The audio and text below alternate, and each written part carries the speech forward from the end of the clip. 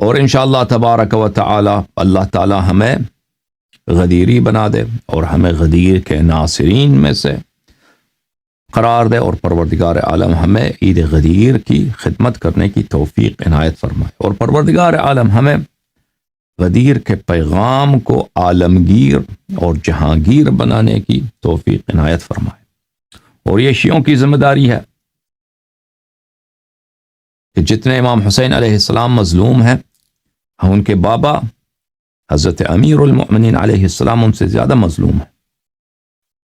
امیر المؤمنین علیہ السلام کا جب حق غصب کیا گیا تھا تو ان کا ہر دن عاشور کا دن تھا۔ صبرت وفی العین قضا وفی الحلق شجا،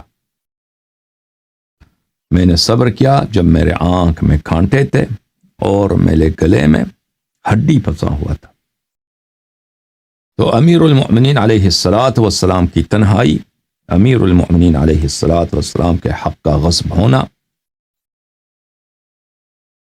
رسول اللہ صلی اللہ علیہ وسلم نے فرمایا اللہم انصر من نصرہ، جو میرے بھائی، جو میرے نفس نفیس، جو میرے تاج سر امیر المؤمنین علیہ السلام کی نصرت کرے، یا اللہ تو اس کا ناصر بن۔ تو امیر المؤمنین علیہ السلام کا نصرت کرنا ہی ایمان ہے، اور ان کا نصرت جس طرح آپ محرم میں عزاداری کرتے ہو، اس سے زیادہ اس بات کی اہمیت ہے کہ تم امیر المؤمنین علیہ السلام کی نصرت کرو۔ ان کی نصرت اس طرح سے ہوتی ہے میرے بھائیوں کہ ان کے فضائل کو عالمگیر کیا جائے، ان کے دلائل ائمہ کو دنیا کے کونے کونے میں ہر زبان میں پہنچایا جائے،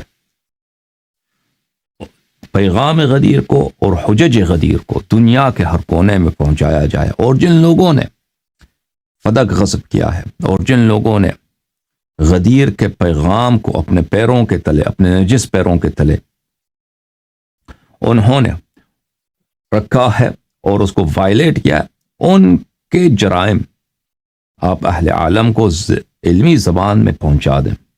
اور یہ ہے پیغام غدیر، اور اس کو کون انجام دے رہا ہے؟ بھائی کوئی انجام نہیں دے رہا، ٹھیک ہے نا۔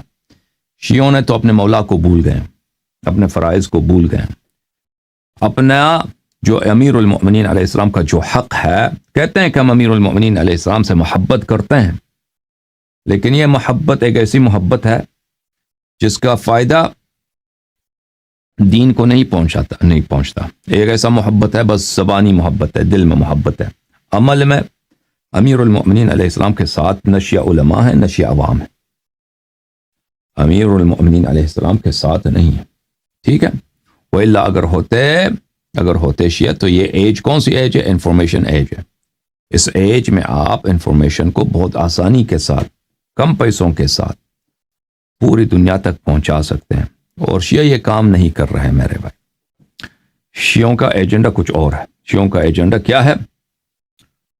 شیعوں کا ایجنڈا یہ ہے کہ کچھ بھی کرو لیکن اہل بیت علیہم السلام نے جو فرمایا ہے، ان کا جو فرمان ہے اس پہ کبھی عمل نہیں کرنا۔ یہ شیعوں کا ایجنڈا بن چکا ہے میرے محترم ناظرین۔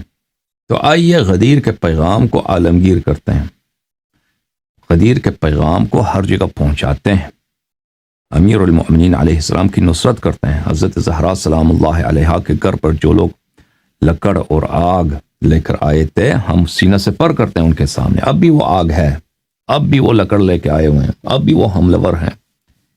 تو آج آپ آئیے، جان نہ دیں، آپ سے کوئی خون نہیں مانگتا، لیکن آپ ایفرٹ کریں، آپ محنت کریں تاکہ یہ پیغام سب دنیا کو پہنچ جائے۔ میرے محترم ناظرین، اگر آپ کو یاد ہو تو پچھلے سال ہم نے آپ کی خدمت میں کچھ مقدماتی ابحاث غدیر کے متعلق آپ کی خدمت میں پیش کیے تھے، اور وہ سب مقدمات تھے۔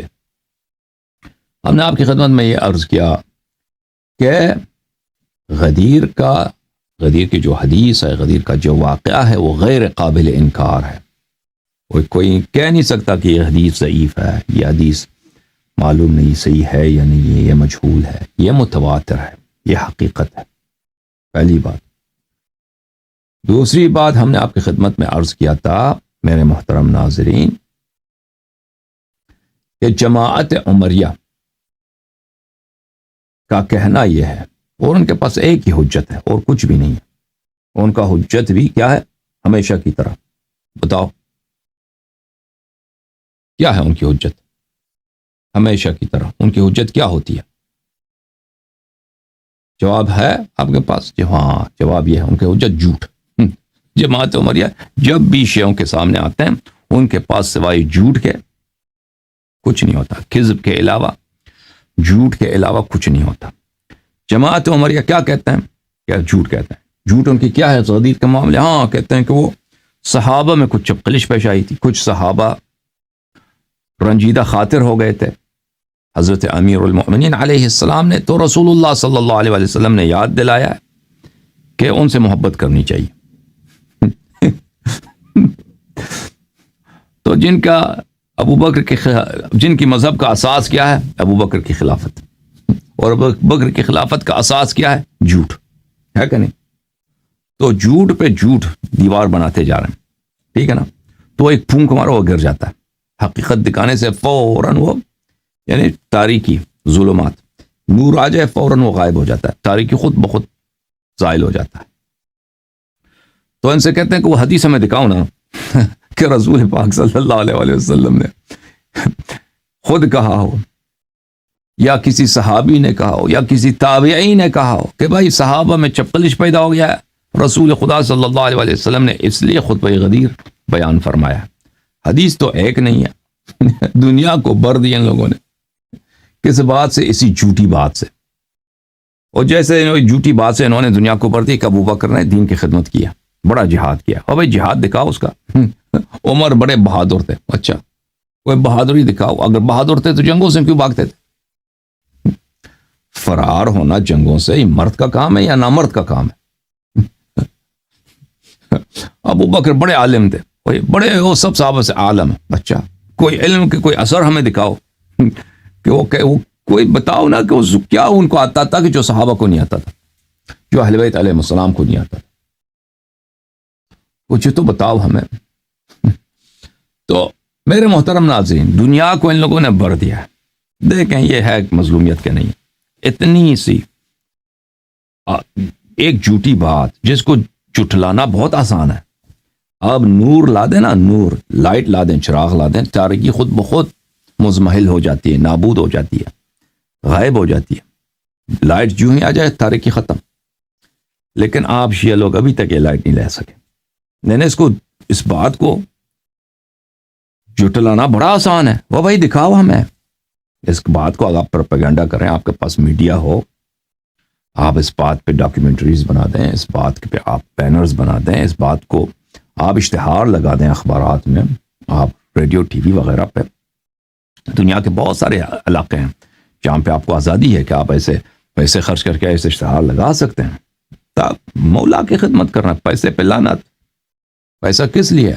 پیسہ اسی لیے ہے کہ مولا امیر المؤمنین علیہ السلام کے نام کے فدا کریں. ٹھیک ہے؟ تو ابھی تک یہ جھوٹ پہ جھوٹ مشہور جا رہا ہے. وہ شیعہ لوگ بھی سمجھتے ہیں کہ ان کے پاس کوئی حدیث ہوگی. وہ شیعہ بیچارے بھی سمجھتے ہیں ہو سکتا ہے ان کے پاس اتنی، جب یہ سب کہہ رہے ہیں، جتنے مولویوں کو ہم نے دیکھا وہی کہہ رہے ہیں. ٹھیک ہے نا؟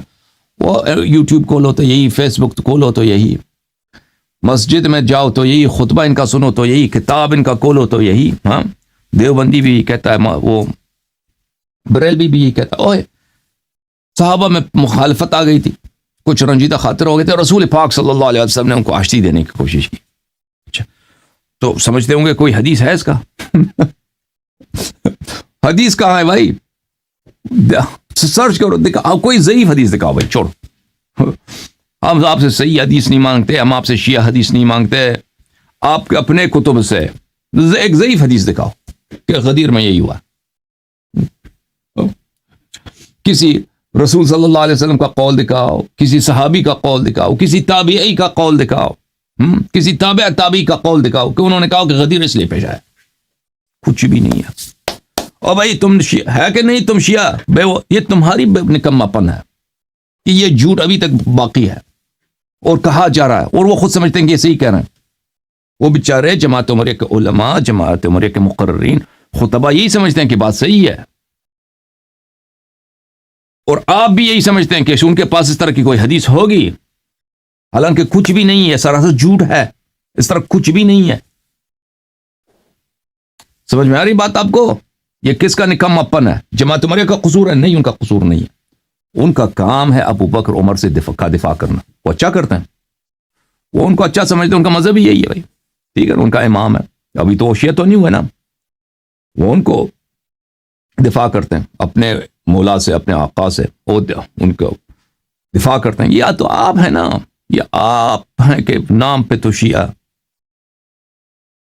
اصل امام حسین علیہ السلام پانی مانگے تو آپ پانی دینے سے وہ کہیں کہ نہیں ابھی ہمیں کام ہے، ہم پانی کیا کریں گے لے کے، آپ پانی آپ کو نہیں دینا بھائی، پانی ہمیں خود ضرورت ہے۔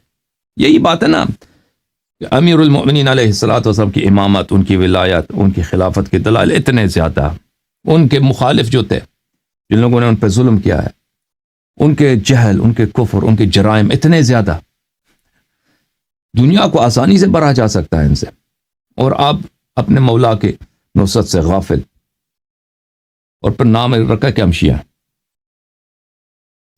ہوں گے، شیعہ ہوں گے شیعہ ہوں گے، لیکن آپ نے وفا نہیں کیا اپنے مولا سے، آپ نے نصرت نہیں کیا اپنے مولا کی، آپ نے اہل بیت طاہرین علیہم الصلوۃ والسلام کا صرف نام لیا زبانی طور پر، عمل میں پتہ نہیں وہی آپ کیا ہیں، مجھے نہیں معلوم۔ بہرحال تو اگر آپ نے پچھلے سال میرے تقریرات کو سنا ہوگا تو وہاں پہ میں نے کافی اس بات پہ وقت لگایا تھا، اس بات پر کہ یہ جو جھوٹی بات مشہور کی گئی ہے، یہ جو کذب مشہور کرایا گیا ہے کہ بھئی خطبہ غدیر کا وجہ صدور، وجہ القاء، سبب بیان کیا ہے؟ یہ ہے کہ صحابہ میں رنجیدگی خاطر ہے، اور تو رسول اللہ صلی اللہ علیہ وآلہ وسلم نے اس رنجش کو دور کرنے کے لیے فرمایا کہ جو مجھ سے محبت کرتا ہے وہ میرے داماد سے بھی محبت کرے۔ تو یہ ایک جھوٹی بات ہے، اس کی کوئی دلیل نہیں ہے۔ سمجھ میں آ رہی بات آپ کو یا نہیں آ رہی؟ جس کو دلیل چاہیے بھائی، وہ جس کو ریفرنسز چاہیے، وہ میرے پچھلے سال کے اور اس سے پچھلے سال کے اور اس سے پچھلے سال کے غدیر کے مواقع پہ میں جو تقریرات کرتا ہوں نا، اس کو دیکھا کرو، اس کو آپ نظر میں ڈالو۔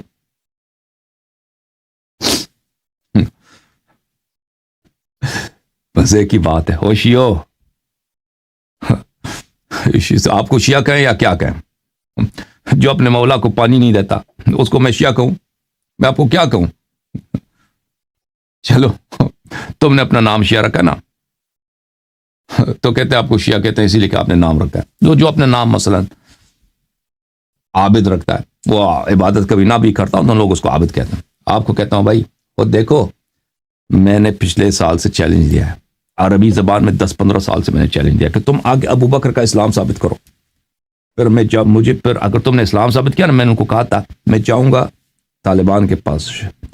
اس زمانے میں طالبان کی حکومت نہیں تھی، اس زمانے میں افغانستان میں جمہوریت تھی۔ میں نے کہا کہ پاکستان کے میں وہ قبائلی علاقہ چاہتا اپنے پیروں سے جاؤں گا، تاکہ وہ مجھے کیا کریں، وہاں پہ مجھے پھانسی دے دیں، مجھے قتل کر دیں، مجھے جلتے ہوئے تیل میں ڈال دیں، تم اس کا اسلام ثابت کرو۔ ابھی تک کوئی نہیں آیا، واللہ اردو زبان میں چیلنج کیا، عربی زبان میں چیلنج کیا، فارسی زبان میں چیلنج کیا، مجھے یاد نہیں پڑتا انگلش میں کیا ہے نہیں، میں نے چیلنج کیا۔ اور عربی زبان میں اس زمانے میں جب میں نے چیلنج کیا تھا تو ہمارے ٹی وی اسٹیشن ہوتا تھا جو کئی سیٹلائٹس پہ پخش ہوتے تھے اور ملینز کے حساب سے لوگ دیکھتے تھے۔ مصر میں وہ اتنے لوگ شیعہ ہو گئے، مصر میں، چاڈ میں، موریتانیہ سے یہ موریتانیہ کا آپ نے نام سنا ہوگا، وہاں شیعہ ایک منٹ وہاں سے ہمارے چندے آتے تھے، خدا جانتا ہے لوگ شیعہ ہو گئے تھے، چندے مجھے بیچتے تھے وہاں سے، موریتانیہ سے۔ چاڈ آپ نے ملک نہیں کا نام نہیں سنا ہوگا، وہاں سے لوگ شیعہ ہو گئے تھے، سوڈان پتہ نہیں کہاں کا، اتنے ہماری۔ تو اس وقت ہم نے وہ کیا تھا، آج تک چیلنج کا جواب نہیں آیا، چیلنج کا جواب نہیں آیا۔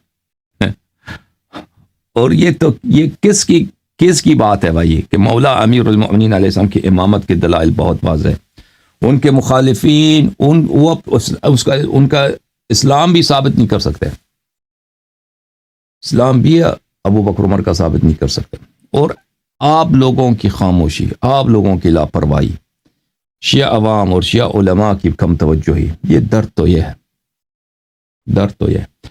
تو میرے محترم ناظرین، غدیر کے متعلق پہلی بات یہ ہے کہ غدیر کا واقعہ متواتر ہے، اس کو کوئی اس پہ شک نہیں کر سکتا۔ دوسری بات، جماعت مریا کے پاس ایک حجت ہے، ایک دلیل ہے جو جھوٹی دلیل ہے، جھوٹی حجت ہے۔ وہ کیا ہے کہ اس خطبے کا وجہ بیان کیا ہے کہ صحابہ میں رنجش ہوا تھا، اور یہ ہے ہی جھوٹ، اس کی کوئی دلیل ہے ہی نہیں ہے۔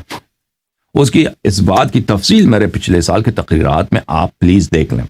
یہ دو باتیں۔ تیسری بات، خطبہ غدیر کی دلالت، خطبہ غدیر کے معنی، خطبہ غدیر کا مقصد کیا ہے، کیونکہ یہ تو ثابت ہو گیا کہ وہ رنجش والی بات وہ ہے ہی جھوٹی، وہ ہے ہی جھوٹ، وہ ہے ہی کذب، اس کی کوئی حدیث ہی نہیں ہے۔ اگر کوئی تعجب کرتا ہے میری اس بات پر کہ اس کی کوئی حدیث تو ہوگی، اتنے لوگ کہتے ہیں بھائی چلو ان کے کتابوں میں کم از کم ایک ضعیف حدیث ہوگی، اور بھائی دیکھ لو تم میری تقریر کو، اور شیعہ تم دیکھ لو میری تقریر کو، جماعت مریا دیکھ لو میری تقریر کو پچھلے سال اسی یوٹیوب چینل میں، کہ خطبہ غدیر کا وجہ صدور کیا ہے۔ تیسری بات جو ہے میرے محترم ناظرین، وہ خطبہ غدیر کا پر وجہ دلالت کیا ہے، کس لیے رسول پاک صلی اللہ علیہ وسلم نے غدیر میں خطبہ بیان فرمایا ہے۔ اور خطبہ بیان جو کہتے ہیں من کنت مولا فہذا علی علیہ السلام مولا، اس سے ان کا مقصد کیا ہے؟ میرے محترم ناظرین، رسول اللہ صلی اللہ علیہ وسلم نے غدیر میں صرف ایک فقرہ نہیں بولا ہے من کنت مولا، رسول اللہ صلی اللہ علیہ وآلہ وسلم نے خطبہ بیان فرمایا۔ اس خطبے کو شیعوں نے کامل نقل کیا ہے حضرت امام باقر علیہ السلام کی زبان اقدس سے صحیح سند کے ساتھ، رسول اللہ صلی اللہ علیہ وسلم کے لسان اقدس سے صحیح سند کے ساتھ شیعہ کتب میں موجود ہے۔ مخالفین کے علماء نے بھی نقل کیا ہے، محمد ابن جریر الطبری کے کتاب الولایہ، اس نے اس خطبے کو نقل فرمایا۔ اس خطبے میں الفاظ بہت ہیں، تصریحات بہت ہیں، امیر المؤمنین علیہ السلام کی امامت، ان کی خلافت، ان کی ولایت، ان کی وجوب طاعت، ان کا کہ جو ناس وہ کہ رسول پاک صلی اللہ علیہ وآلہ وسلم ان کے نصرت کرنا واجب، ان کی طاعت کرنا واجب، ان کی مخالفت کرنا حرام، اور کوئی ان پہ تقدم نہیں لے سکتا۔ ان کا علم وہی ہے جو رسول پاک صلی اللہ علیہ وسلم کا علم ہے، ان کی عصمت وہی ہے جو رسول پاک صلی اللہ علیہ وسلم کی عصمت ہے۔ یہ ان خطبوں میں جو محمد ابن جریر نے نقل کیا ہے اور جو شیعہ نے نقل کیا، یعنی مخالف اور معالف دونوں نے جو نقل کیا، اس میں یہ الفاظ بہت ہیں، ٹھیک ہے نا۔ یہ جو کامل خطبہ ہے، لیکن ابھی ہم کامل خطبے کی بات نہیں کر رہے۔ جماعت مجھے تو کہیں گے کہ وہ تو شیعوں کی حدیث ہے، محمد بن جریر کی کتاب وہ بھی ہمیں پتہ نہیں وہ کہاں ہے، وہ تو ایک شاذ حدیث ہے۔ چلیں میرے محترم ناظرین، تو آج ہم بحث کریں گے ان کے اپنے کتب سے، جماعت مخالفی، اور ہمیشہ ہم جب مخالفین کے ساتھ بات کرتے ہیں مخالفین کے کتب ہی سے بات کرتے ہیں، ان کے کتب سے، کہ رسول پاک صلی اللہ علیہ وآلہ وسلم نے غدیر میں امیر المؤمنین علیہ السلام کو مسلمانوں کے جان و مال کے حاکم اور فرمان روا، کہ جس طرح وہ چاہیں ان پہ حکم چلائیں، جس طرح چاہیں وہ اللہ کے حکم سے ان پہ تصرف کریں، یہ حق عطا فرمایا ہے، اس کا اعلان کیا ہے اور اس کو بیان کیا، اور انہوں نے امیر المؤمنین علیہ السلام کو مسلمانوں کا امام قرار دیا ہے۔ اگر آپ نے یاد رکھا ہے تو پچھلے سال غدیر کے موقع پر میں نے بہت مفصل تقریرات کی تھی، اور میں نے بہت ساری باتیں آپ کو نہیں بتائی وہاں اس وقت بھی، کہ کیوں من کنت مولا کا معنی اولا بالتصرف ہے، اولا ہے۔ تو وہ تقریرات، یہ جو ہے نا، اگر میں ان باتوں کو دوبارہ تکرار کروں تو جو میں نئی باتیں کہنا چاہتا ہوں آپ کو، اس سے میں رہ جاؤں گا، کیونکہ بات بہت ہے، گفتار بہت ہے، مواد بہت ہے غدیر کے متعلق، اور ہر سال میں فیل ہو جاتا ہوں کیونکہ میرے پاس مواد بہت زیادہ ہے، میں ان کو پیش نہیں کر سکتا، اور میں چاہتا ہوں کہ کوئی وقت مجھے ملے نا، کوئی اسپانسر مجھے ملے کہ میں غدیر پہ ایک ڈاکیومنٹری بنا دوں۔ یہ تو میری دلی خواہش ہے کہ ایسی ڈاکیومنٹری بنا دوں یادگار۔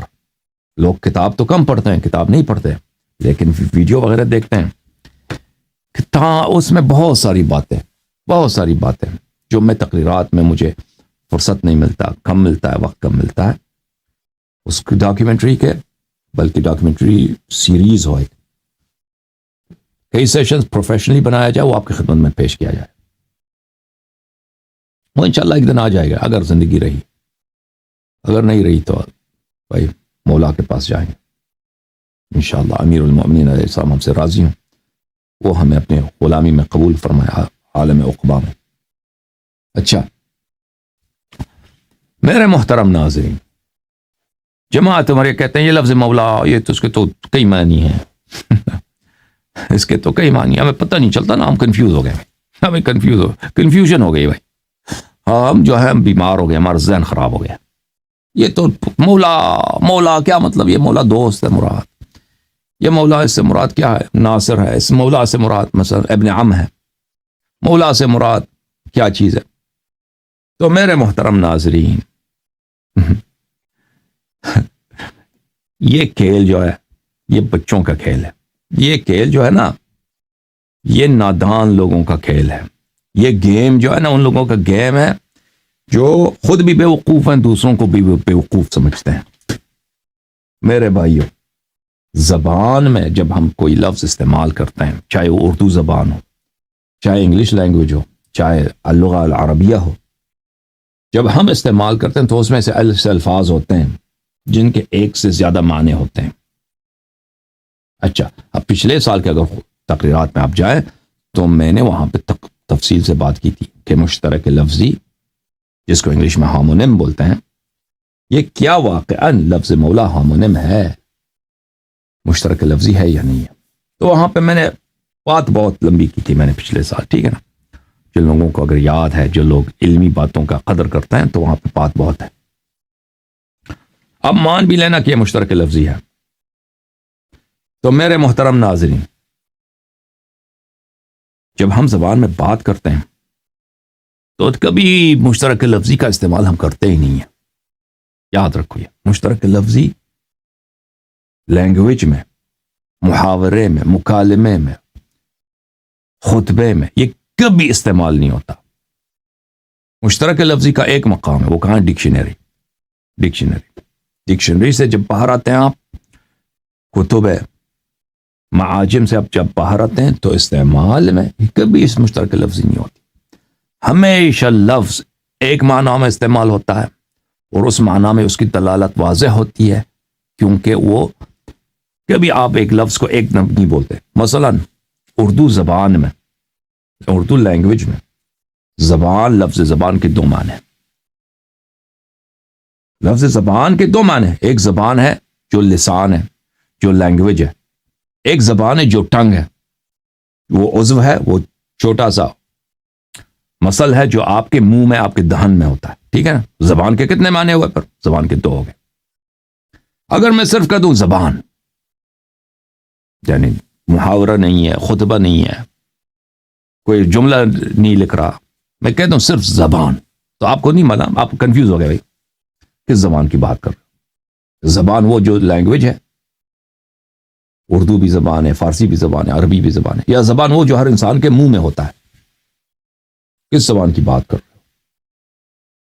ہو؟ ٹھیک ہے نا. یہ کس میں ہوتا ہے؟ یہ صرف ڈکشنری میں ہوتا ہے.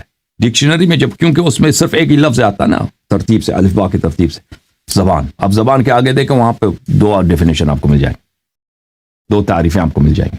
لیکن جب ہم بات کرتے ہیں نا، جب ہم گفتگو کرتے ہیں، میں کہتا ہوں اردو زبان میں بڑی شاعری ہے، اردو زبان میں لاجواب شاعری ہے، اردو زبان میں لاجواب مرثیے لے کے جاتے ہیں. تو آپ کو شک ہوتا ہے بھائی، آپ کو شک ہوتا ہے کہ میں کس کی بات کروں، کس زبان کی بات کروں. آپ کو زبان نہیں آتی. میں نے ایک جملے میں کہا آپ کو زبان آتی ہے. جب استعمال کرتے ہیں تو سیاق و سباق یہ فوراً، اور جس محیط میں، جس ماحول میں آپ بیٹھے ہیں، مخاطب کے ذہن میں، میرے محترم ناظرین، اس میں شک ہی نہیں رہتا کہ یہ کہنے والا کیا کہہ رہا ہے. یعنی کہ یہ مشترک لفظ ہمیں سمجھ نہیں آئی، یہ کس زبان کی بات کر رہا ہے. زبان تو دو زبان ہے، ایک زبان منہ میں ہوتا ہے، ایک زبان وہ ہے جو بولی ہوتی ہے. کس زبان کی بات کر رہا ہے؟ پر نہیں، اس طرح کسی بچے کو بھی کنفیوژن نہیں ہوتا. ٹھیک ہے نا. جو دیہاتی ہے اس کو بھی کنفیوژن نہیں ہوتا، سب کو سمجھ آ جاتی کس کی بات ہو رہی ہے. آپ کے زبان میں زخم ہے، آپ کے زبان میں مثلا آپ کا زبان پٹ گیا، پتہ ہے کہ کس زبان کی بات ہو رہی ہے، اس زبان کی بات ہو رہی ہے جو وہ اعلیٰ ہے منہ میں، ٹھیک ہے نا، وہ سیاق و سباق ثابت کر دیتا ہے کہ کس زبان کی بات آپ کر رہے ہیں۔ مثلا میں اس کی ایک اور مثال دے دوں آپ کی خدمت میں، کہ یہ جو بہانہ بناتے ہیں نا کہ ہمیں مولا کا پتہ نہیں چل رہا مولا کیا، انگلش زبان میں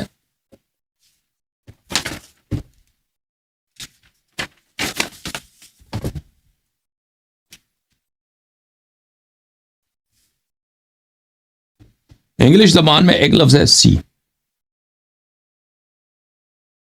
ایک لفظ ہے سی،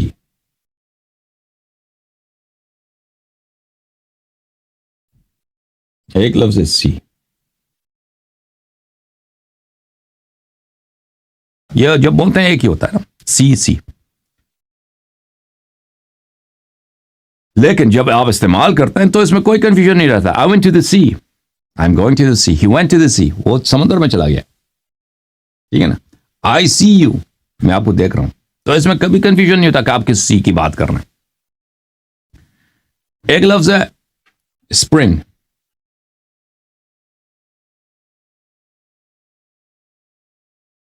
دوسرا بھی لفظ ہے اسپرنگ، اسپرنگ، ٹھیک ہے نا، ایک اسپرنگ ہے جو فصل کا سال ہے، ایک اسپرنگ ہے جو واچ میں ڈالا جاتا ہے نا، گھڑی وغیرہ میں، وہ ایک کوئلڈ میٹل ہوتا ہے، لوہا ہوتا ہے نا، وہ لوہے کی وائر ہوتی ہے جو پیچ اندر پیچ ہوتا ہے، اچھا، اس کو بھی اسپرنگ بولتے ہیں۔ اب اگر صرف آپ لفظ بولے اسپرنگ تو کسی کو تو پتہ تو نہیں چلے گا کہ آپ کا مراد کیا ہے، آپ لکھ دیں اسپرنگ، کیا کس اسپرنگ کی بات کر رہے ہیں، لیکن اگر آپ کہہ دیں نا کہ I'll see you in the spring، I went to New York in spring، میں نیو یارک چلا گیا تھا اسپرنگ کے سیزن میں، یعنی بہار کے سیزن میں گیا تھا، اس میں کسی کو کنفیوژن نہیں رہتی، یعنی کسی کے ذہن میں یہ آتا ہی نہیں ہے کہ آپ اس اسپرنگ کی بات کر رہے ہیں جو تالے میں ہوتا ہے، جو واچ میں ہوتا ہے، جو گھڑی میں ہوتی ہے، کسی کے ذہن میں وہ نہیں آتا۔ آپ کہتے ہیں this mechanical watch, there is a spring in it, یہ ایک میکینیکل واچ ہے، اس میں ایک اسپرنگ ہے، اس گھڑی میں اسپرنگ ہے، تو بالکل پتہ ہے کہ آپ بہار کی بات نہیں کر رہے نا، آپ فصل بہار کی بات نہیں کر رہے، آپ اس اسپرنگ کی بات کر رہے ہیں جو لوہا ہے، وائر ہے، اور وہ اس میں پیچ و خم ہوتا ہے، اس اسپرنگ کی بات کر رہے ہیں۔ اچھا، انگلش زبان میں ایک اور مثال دوں، اردو زبان میں مجھے مشترک لفظی مثلا آتے ہیں، لیکن وہ انگلش زبان میں میرے پاس مثالیں زیادہ ہیں تو میں انگلش کی مثال دے رہا ہوں۔ ایک لفظ ہے روز،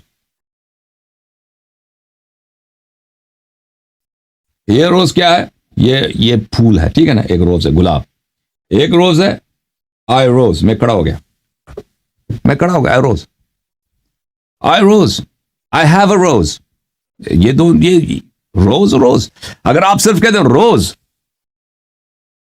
تو اب پتہ نہیں چلتا کہ کس کی بات کر رہے ہیں، وہ جو فعل ہے آپ کھڑے ہو گئے اس سے مراد ہے، یا روز جو گل ہے، جو پھول ہے، گلاب ہے، وہ مراد ہے، ٹھیک ہے نا۔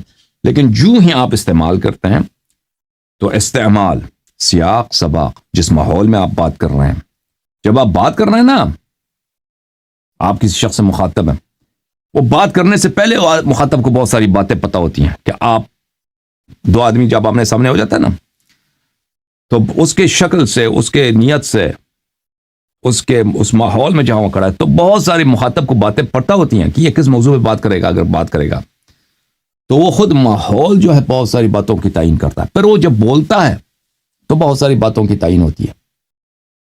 اس لیے قرائن جو ہیں، بعض قرائن حالیہ ہوتی ہیں، بعض قرائن مقالیہ ہوتی ہیں، یعنی قولیہ ہوتی ہیں، اور قرینے سے مراد کیا؟ قرینے سے مراد حجت، دلیل جو معنی کو تعین کر دیتی ہے۔ سمجھ میں آ رہی نا بات آپ؟ تو یہ جب پتہ چلا آپ کی خدمت میں میرے محترم ناظرین، تو پھر وہ گیم جو جماعت عمریہ کا نا کہ ہم تو کنفیوز ہو گئے بھائی، کیا بولتے ہیں مولوی صاحب آپ، اوہ ہم کنفیوز ہو گئے بھائی، مولا سے کیا، مولا کے تو بہت سارے معنی ہیں، ہمیں پتہ نہیں ہوتا کہ مولا کا کیا ہے بھائی۔ وہ یہ جو کہتا ہے کہ ہمیں پتہ نہیں کہ مولا کے کون سا معنی مراد ہے، یہ اس شخص کی بات ہے جو بالکل تمام زبانوں کا منکر ہے، ہر زبان کا منکر ہے، لسان کا منکر ہے، بیان کا منکر ہے، وہ عقل کے خلاف، بدیہیات کے خلاف بات کر رہا ہے، کیونکہ جو ہی آپ استعمال کرتے ہیں نا استعمال فوراً متعین کر دیتا ہے کہ آپ کس معنوں میں بات کر رہے ہیں. سمجھ میں آئی نا بات آپ کو؟ اچھا، جب یہ بات سمجھ آئی میرے محترم ناظرین، اب لفظ مولا کے متعلق بات کرتے ہیں کہ لفظ مولا یہاں پہ مراد دوست ہے، مراد محبوب ہے، یا مراد اس سے امامت و خلافت و جانشینی و اولا بالتصرف ہے؟ کون سا مراد ہے؟ جماعت عمریہ کے پاس چلیں، وہ کہتے ہیں اس سے مراد دوست ہے. کیوں مراد دوست ہے؟ کہتے ہیں وہاں پہ صحابہ میں رنجش پیدا ہو گئی. بھائی وہ تو ہے ہی جھوٹ، کہانی جھوٹ ہے بھائی. وہ حدیث دکھاؤ ہمیں نا، وہ ضعیف حدیث دکھاؤ. کچھ بھی نہیں، کچھ بھی نہیں ہے ان کے پاس. سارا دیکھیں، لائٹ لے کے آؤ، اندھیرا ظلمت چلی جاتی ہے. لائٹ لے کے آؤ نا، ان سے طلب کرو، حدیث دکھاؤ ہمیں، حدیث دکھاؤ ہمیں کہ غدیر میں وہاں پہ رنجش تھا. اس رنجش کو دور کرنے کی جہاں بریدہ اسلمی، خالد ابن ولید، عمران ابن حسین، ان کا واقعہ جو وہ فتح مکہ کے بعد کا واقعہ ہے. وہ یمن کا سفر، وہ کون سا کس سن کی بات ہے؟ سنہ 8 ہجری کی بات ہے، بلکہ سنہ 7 ہجری کی بات ہے، اور وہ مدینے کی بات ہے، اور اس میں خطبہ بھی نہیں، اور کسی نے بھی نے کہا کہ بھائی یہ جو خطبہ غدیر ہے اس سے، اس واقعے سے اس کا کوئی تعلق ہے. اسے نہیں کہا، بلکہ اس واقعے میں بھی اس میں بھی امیر مومنین علیہ السلام کی امامت و خلافت ہے. ان باتوں کو سمجھنے کے لیے میرے پچھلے سال کی تقریروں کی طرف جائیے. اچھا، تو دوست، جہاں تک ہم کہہ رہے ہیں نا کہ اس کلام میں، کلام رسول صلی اللہ علیہ وآلہ وسلم میں ایسے قرائن ہیں جن سے پتہ چلتا ہو کہ مولا سے مراد دوست ہے، وہ ہے ہی جھوٹ بھائی. اور بھائی میں آپ کو کہہ رہا ہوں جھوٹ ہے، جھوٹ نہیں ہے. اور کہاں پہ کہہ رہا ہوں؟ علن کہہ رہا ہوں. اور جماعت عمریہ کے علماء میرے پروگرام کو بہت دیکھتے ہیں، اور یہاں پہ نمبر لگا ہوتا ہے، اور میرے آپریٹر صاحب کا نمبر بھی ہوتا ہے کہ یہ کبھی بھی میری بات کو چیلنج کریں اور کہنے کہ اللہ یہ آپ نے غلط کہا. ہمارے پاس حدیث ہے، ہمارے پاس دلیل ہے کہ رسول خدا صلی اللہ علیہ وسلم نے صحابہ میں رنجش کی خاطر یہ خطبہ غدیر بیان کیا تھا. وہ میرا چیلنج موجود ہے، وہ کوئی ادھر کال نہیں کرے گا. آپ بالکل آسودہ خاطر رہیں. اچھا، ہم آج سے انشاءاللہ تبارک و تعالی آج سے شروع کریں گے آپ کی خدمت میں وہ باتیں بتانا، وہ حجج بتانا جن کے روح سے ثابت ہوگا کہ یہاں پہ جو لفظ آیا مولا، جو لفظ آیا ولی، اس سے مراد کیا ہے؟ اولا بالتصرف ہے، حق طاعہ ہے. وہ باتیں آپ کو جیسا بھی کہے نا، کوئی شخص کہہ دے کہ بھئی زبان، آپ نے لفظ زبان استعمال کیا، ہمیں پتہ نہیں چلتا زبان سے کیا مراد ہے. میں نے کہا نا کہ آپ کو زبان نہیں آتی ہے، آپ کو زبان نہیں آتی ہے. اب کوئی کہہ دے زبان سے کون سے مراد، ہمیں تو سمجھ نہیں آئی. تو اس کلام میں ایسے دلائل ہے نا کہ اس سے پتہ چل جاتا ہے کہ یہ زبان اس کو نہیں آتی ہے. یا میں کہہ دوں کہ اردو زبان میں بڑی شاعری ہے، اردو زبان میں جو ہے بڑے نوحے ہیں، اردو زبان میں بڑی مٹھاس ہے. اگر میں یہ جملے کہہ دوں نا، یا کہہ دوں پنجابی زبان جو ہے اس میں بہت مٹھاس ہے، یا نہیں ہے مٹھاس، جو بھی پشتو زبان میں کیا ہے، پشتو زبان میں بہت مٹھاس ہے. ہم سے نہیں بھائی، ٹھیک ہے نا؟ اور اسے ہی کہہ رہا ہوں، غلط کہہ رہا ہوں. پشتو میں مٹھاس ہے یا نہیں ہے، چلے جو بھی ہے. اب کوئی کہہ دے کہ ہماری زبان ہے، لفظ زبان، ہم کنفیوز ہیں بھائی زبان سے کیا مراد ہے. تو ہم کہیں گے کہ بھائی ٹھیک ہے بھائی، ہم آپ کے لیے واضحات لے کے آتے ہیں، ٹھیک ہے نا، حجج لے کے آتے ہیں کہ اس سے مراد وہ گوشت والی زبان نہیں ہے جو منہ میں ہوتا ہے. کون سی زبان ہے؟ لینگویج والی زبان مراد ہے. تو لفظ مولا کے متعلق اسی طرح حجج آپ کے سامنے لائیں گے. پچھلے سال بھی کم لائے تھے، وہ کم تھے، لیکن اللہ نے چاہا تو ابھی اس سال، اگر اب یہ تو ہے نا کہ فرصت کے طور پر کہ میں کتنی تقریر کر سکتا ہوں، وہ تو مواد تو بہت ہے، مواد تو اتنا ہے کہ سبحان اللہ. تو میں آپ کے آج کے پروگرام میں کچھ بہت ہی واضح باتیں آپ کی خدمت میں عرض کر رہا ہوں. دیکھیں، رسول اللہ صلی اللہ علیہ وآلہ وسلم نے غدیر قوم کا خطبہ کب ایراد فرمایا؟ حج سے واپسی. کس حج سے واپسی پر؟ حجۃ الوداع سے واپسی پر، حجۃ الوداع سے واپسی پر بیان فرمایا ہے. حجۃ الوداع کب کی بات ہے؟ ان کے زندگی کے آخری ایام کی بات ہے. سفر میں ان کا انتقال ہوا ہے. سفر سے پہلے محرم کا مہینہ، اس سے پہلے ذی الحجہ کا مہینہ ہے. ذی الحجہ کے مہینے میں انہوں نے حج بجا لایا، حجۃ الوداع بجا لایا، اور اسی ذی الحجہ کے 18 تاریخ میں انہوں نے غدیر کا خطبہ بیان فرمایا، یہ اپنے موت سے کچھ دن پہلے. حجۃ الوداع کو کس لیے حجۃ الوداع کہتے ہیں؟ اس لیے کہتے ہیں کہ یا رسول پاک صلی اللہ علیہ وآلہ وسلم نے اس حج میں اپنی امت سے خدا حافظی کی ہے، انہوں نے اپنی موت کی خبر دی ہے، اور یہ ان کی زندگی کا ہجرت کے بعد واحد حج ہے. واحد حج، ٹھیک ہے. ہو سکتا ہے طی العرض کر کے انہوں نے ہجرت کے بعد بھی حج کیے ہوں، لیکن وہ تاریخ میں مذکور نہیں ہے. جو علناً انہوں نے حج کیا ہے، لوگوں نے دیکھا ہے. ہجرت کے بعد یہ واحد حج ہے، ٹھیک ہے نا. ہجرت سے پہلے جب وہ مدینے میں تھے تو ہو سکتا ہے حج کیے ہوں، تاریخ میں ان کا ذکر نہیں ہے. تو رسول پاک صلی اللہ علیہ وآلہ وسلم نے سنہ 10 ہجری کو اعلان فرمایا کہ میں حج کی نیت ہے میری. تو عرب جو تھے ان کو حج سے بڑا پیار تھا، یعنی اسلام سے پہلے بھی وہ مشرک بھی تھے تو حج کرتے تھے. اسی لیے مکے میں چکلوں کی بڑی تعداد تھی، چکلے فاحشہ خانے، کیونکہ یہ مشرکین آتے تھے ادھر زیارت کے لیے، تو ان زائرین کو ادھر مسافر خانے کی ضرورت ہوتی تھی. تو وہاں پہ ان کا یہ عرب جو ہے کیا کرتے تھے، مکے میں تو اور زراعت وغیرہ تو کچھ ہے نہیں، وہی اپنی بیویوں سے اپنے عورتوں سے یہ کام کراتے تھے مشرکین. اور مکہ اسی لیے بتخانہ تھا کیونکہ عرب اسلام سے پہلے بھی اس کو مقدس سمجھتے تھے. تو اس مقدس مقام جو حضرت ابراہیم علیہ السلام کا ہے، وہاں پہ انہوں نے اپنے خداؤں کو رکھا تھا کہ ہماری خدائیں اس مقدس مقام میں رہیں. تو ان کو تو حج سے پہلے سے پیار تھا، اور حج کے مناسک بھی ان کو نہیں آتے تھے اسلام لانے کے بعد. تو رسول پاک صلی اللہ علیہ وسلم نے جب اعلان فرمایا کہ میں حج کے لیے جا رہا ہوں، تو بہت بڑی تعداد مدینے سے، مہاجرین انصار اور دوسرے قبائل سے، کیونکہ اسلام تو پھیل گیا تھا، یمن سے، بحرین سے، اللہ آپ کا بھلا کرے، طائف سے، فلاں، ان کو پتہ چل گیا کہ رسول اللہ صلی اللہ علیہ وسلم حج کے لیے آ رہے ہیں، تو سب آ گئے. تو رسول اللہ صلی اللہ علیہ وآلہ وسلم نے حج بجا لایا سنہ 10 ہجری کو، اور اس کو حجۃ الوداع کہا گیا. تو اس حج میں رسول پاک صلی اللہ علیہ وآلہ وسلم نے جو خطبہ غدیر انجام دیا نا، خطبہ غدیر، جیسے میں کہتا ہوں نا کہ زبان، لفظ زبان، آپ کو نہیں پتا کس زبان کی بات کر رہا ہوں، منہ میں جو زبان ہے اس کی بات کر رہا ہوں یا لینگویج والی زبان کی بات کر رہا ہوں نا. لیکن اگر اس کو میں سیاق میں رکھ دوں، جملے میں رکھ دوں، تو آپ کو پتہ چل جاتا ہے. میں کہتا ہوں اردو زبان جو ہے اچھی زبان ہے، مسلمانوں کی زبان ہے، تو آپ کو پتہ چل گیا کہ میں کس کی بات کر رہا ہوں، لینگویج کی بات کر رہا ہوں. تو غدیر کا خطبہ جو ہے فل جماعت عمریہ کے پاس ان کے صحیح کتابوں میں نہیں ہے، لیکن غدیر کے خطبے کے ٹکڑے ادھر ادھر ادھر ادھر ادھر ادھر، یہ بہت ہے، یہ بہت ہے. ہم ان کو ساتھ لاتے ہیں، ٹھیک ہے نا، کہ اسی خطبے میں رسول پاک صلی اللہ علیہ وسلم کے جملے کیا، ان کو ایک ساتھ اس لیے نہیں لایا ہے جماعت مخالفین نے. جب ایک ساتھ رکھیں گے تو دلالت بہت واضح ہوگی، دلالت بہت واضح ہوگی. تو ان کا تو کام یہی ہے کہ چھپاؤ ہے نا، ان کا تو مذہب یہی ہے، چھپاؤ.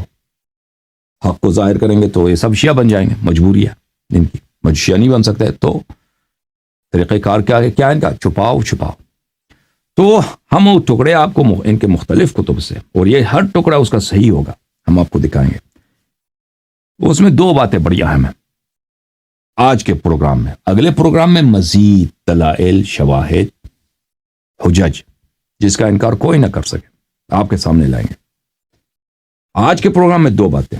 ایک کہ رسول اللہ صلی اللہ علیہ وآلہ وسلم نے اپنی موت کی خبر دی ہے، غدیر میں انہوں نے اپنی موت کی خبر دی ہے، اور یہ واضح قرینہ ہے کہ اگر وہ دنیا سے جا رہے ہیں تو ان کا جانشین کون ہوگا. واضح قرینہ ہے بھائی، دنیا سے اب اگر جا رہے ہیں، مسلمانوں کے لیڈر ہیں، اب دنیا کے آپ کسی بھی ملک میں جانا، ملکوں کے کانسٹیٹیوشن ہوتے ہیں، ملکوں کے آئین ہوتے ہیں. ملک اگر صدارتی نظام ہے، اگر اس میں وزارت عظمیٰ ہے یا اس میں بادشاہت ہے، تو کانسٹیٹیوشن میں وہ ڈیفائن ہوا ہوتا ہے کہ اگر بادشاہ یا وزیر اعظم یا ملک کا سربراہ مر جائے تو اس کی جگہ کون لے گا؟ پاکستان کا بھی کانسٹیٹیوشن ہے نا، کانسٹیٹیوشن کا کبھی پاکستانیوں نے احترام نہیں کیا. جس نے کانسٹیٹیوشن لکھا اس کو پھانسی دے دی. ٹھیک ہے نا. ہر جنرل آتا ہے کچھ سال کے بعد کانسٹیٹیوشن کو اپنے پیروں تلے دبا لیتا ہے. اور بھائی میں ہندوستان کی تعریف نہیں کر رہا کہ تم کہتے یہ جو ہے بھارت کی جو ہے انڈیا کی جو ہے وہ پروپیگنڈا ہے. اور نہیں، پروپیگنڈا نہیں ہے. کچھ باتوں کو مان لو بھائی، کچھ باتیں حق ہے. اگر انڈیا والے یہ کہہ بھی دیں تو ان کو وہ حق ہے، صحیح کہہ رہے ہیں. پھر آپ کے جو سیاستدان ہیں وہ بھی جنرلوں سے کم نہیں ہے. وہ بھی جب بھی ان کو موقع ملتا ہے کانسٹیٹیوشن کو کچھ وہ بگاڑ لیتے ہیں اس میں سے. آپ کے جو سیاستدان ہیں ان میں کون چور نہیں ہے؟ کوئی ہے جو چور نہیں ہے؟ بہرحال دور نہ جائیں. تو کانسٹیٹیوشن میں وہاں پہ ڈیفائن ہوا ہوتا ہے کہ اگر ایک شخص مر جائے ملک کا سربراہ ہے تو اس کے بعد کون ہوگا، اگر وہ مر جائے تو اس کے بعد کون ہوگا، اگر وہ مر جائے تو اس کے بعد کون ہوگا. اس کو کہتے ہیں line of succession. Line of succession, جانشینی کا جو ترتیب ہے. اب امریکہ کی جو لا ہے، کانسٹیٹیوشن ہے، اس میں ہے کہ اگر صدر مر جائے تو وائس پریزیڈنٹ صدر بن جاتا ہے. اگر وہ دونوں مر جائیں تو اسپیکر آف دا ہاؤس جو ہے وہ بن جاتا ہے. اگر وہ مر جائے تو سیکرٹری آف اسٹیٹ بن جاتا ہے. تو یہ کچھ چیزیں آئین میں، کچھ چیزیں لا میں، قانون میں. تو یہ ہر ملک میں ہوتا ہے کیونکہ یہ ایک کیا چیز ہے، ایک طبیعی بات ہے، ایک بہت واضح بات ہے، ایک بدیہی بات ہے کہ اگر ایک دکاندار بھی ہے نا، اگر وہ دکان چھوڑ کے جا رہا ہے تو اس کی جگہ پہ دکان پہ کون بیٹھے گا، اس کو کون چلائے گا. اب جو ہے نا ملک کی قیادت ہے یا اسلامی معاشرے کی قیادت ہے، مسلمانوں کی قیادت کی بات ہے، تو لازمی بات ہے. یہ ایک ایسی چیز ہے کہ جو اس سے رسول پاک صلی اللہ علیہ وسلم اس سے غافل نہیں رہ سکتے. یعنی ایک ایسی بدیہی بات ہے کہ یہ کفار کے ذہن میں بھی آتا ہے. یعنی کافر بھی ان کا اگر کوئی قائد اس کے مرنے کی بات ہوتی ہے تو ان کو فوراً انتظام کر لیتے ہیں. وہ دیکھتے ہیں قانون میں کیا لکھا ہے کہ اس کے بعد کون ہمارا سربراہ ہوگا. ٹھیک ہے نا. ابھی جو ہے نا پوپ ابھی مرا تھا. ابھی ہماری زندگی میں پچھلے 15-20 سال میں 3 پوپ چینج ہو گئے. تو ان میں باقاعدہ ان کا قانون ہوتا ہے کہ ایک پوپ مر جائے تو اس کی جگہ کون لے گا. ہر ملک میں یہ ہوتا ہے کیونکہ یہ مسلمان کافر کی بات نہیں ہے، یہ ہر انسان کو پتا ہے. یہ بہت واضح بات ہے کہ اگر ایک سربراہ چلا جاتا ہے تو اس کا کام اس کے بعد کون چلائے گا. تو رسول پاک صلی اللہ علیہ وسلم جب دنیا سے جا رہے ہیں تو مثلا صحابہ ایسے تھے ان کو پتہ ہی نہیں ہے، وہ غافل ہیں اس بات سے. سب پاگل ہیں بھائی. اور بھائی پیغمبر کو بھی نہیں. اور سب سے اہم بات بھی، سب سے مسلمانوں میں اختلافی یہی مسئلہ ہے کہ نبی صلی اللہ علیہ وسلم کے بعد جانشین کون ہے. جھگڑا ابھی تک ہمارا اور آپ کا اسی بات پر ہے. تم کہتا ہو ابو بکر، ہم کہتے ہیں سید المسلمین علی علیہ السلام. اور سب سے بڑا جھگڑا مسلمانوں کا یہی ہے. یہ اللہ کو بھی نہیں معلوم یہ جھگڑا اسی بات پہ ہوگا. نبی صلی اللہ علیہ وسلم کو بھی نہیں معلوم، صحابہ کو بھی نہیں معلوم، کسی کے ذہن میں ہے ہی نہیں. بھائی دنیا سے چلے جاتے ہیں، کوئی بعد میں کہے اوہ امامت کا تعین نہیں ہوا، اوہ کاش پوچھ لیتے، کاش نبی سے پوچھ لیتے. بھائی کس کو دھوکہ دے رہے ہو؟ جماعت ہمارے علماء اور مولوی صاحبان، دھوکہ بازی کب تک؟ لوگوں کے عقول کے ساتھ استہزاء کرنا، لوگوں کے عقلوں کا مذاق اڑانا، دین کا مذاق اڑانا، اللہ کا مذاق اڑانا، رسول صلی اللہ علیہ وسلم کا مذاق اڑانا، قرآن و سنت کا مذاق اڑانا، کب تک؟ کیوں شرم نہیں کرتے؟ اور تمہارا کھیل کھل چکا ہے. فراڈ جو ہے نا، یہ فراڈ کھل چکا ہے کہ یہ فراڈ ہے آپ کا سارا، یہ ساری باتیں آپ کی فراڈ ہیں. اس طرح بدیہی بات سے کوئی غافل نہیں ہو سکتا. آپ کی خدمت میں ایک روایت پیش کروں میرے ناظرین، ان کے اپنے کتب سے.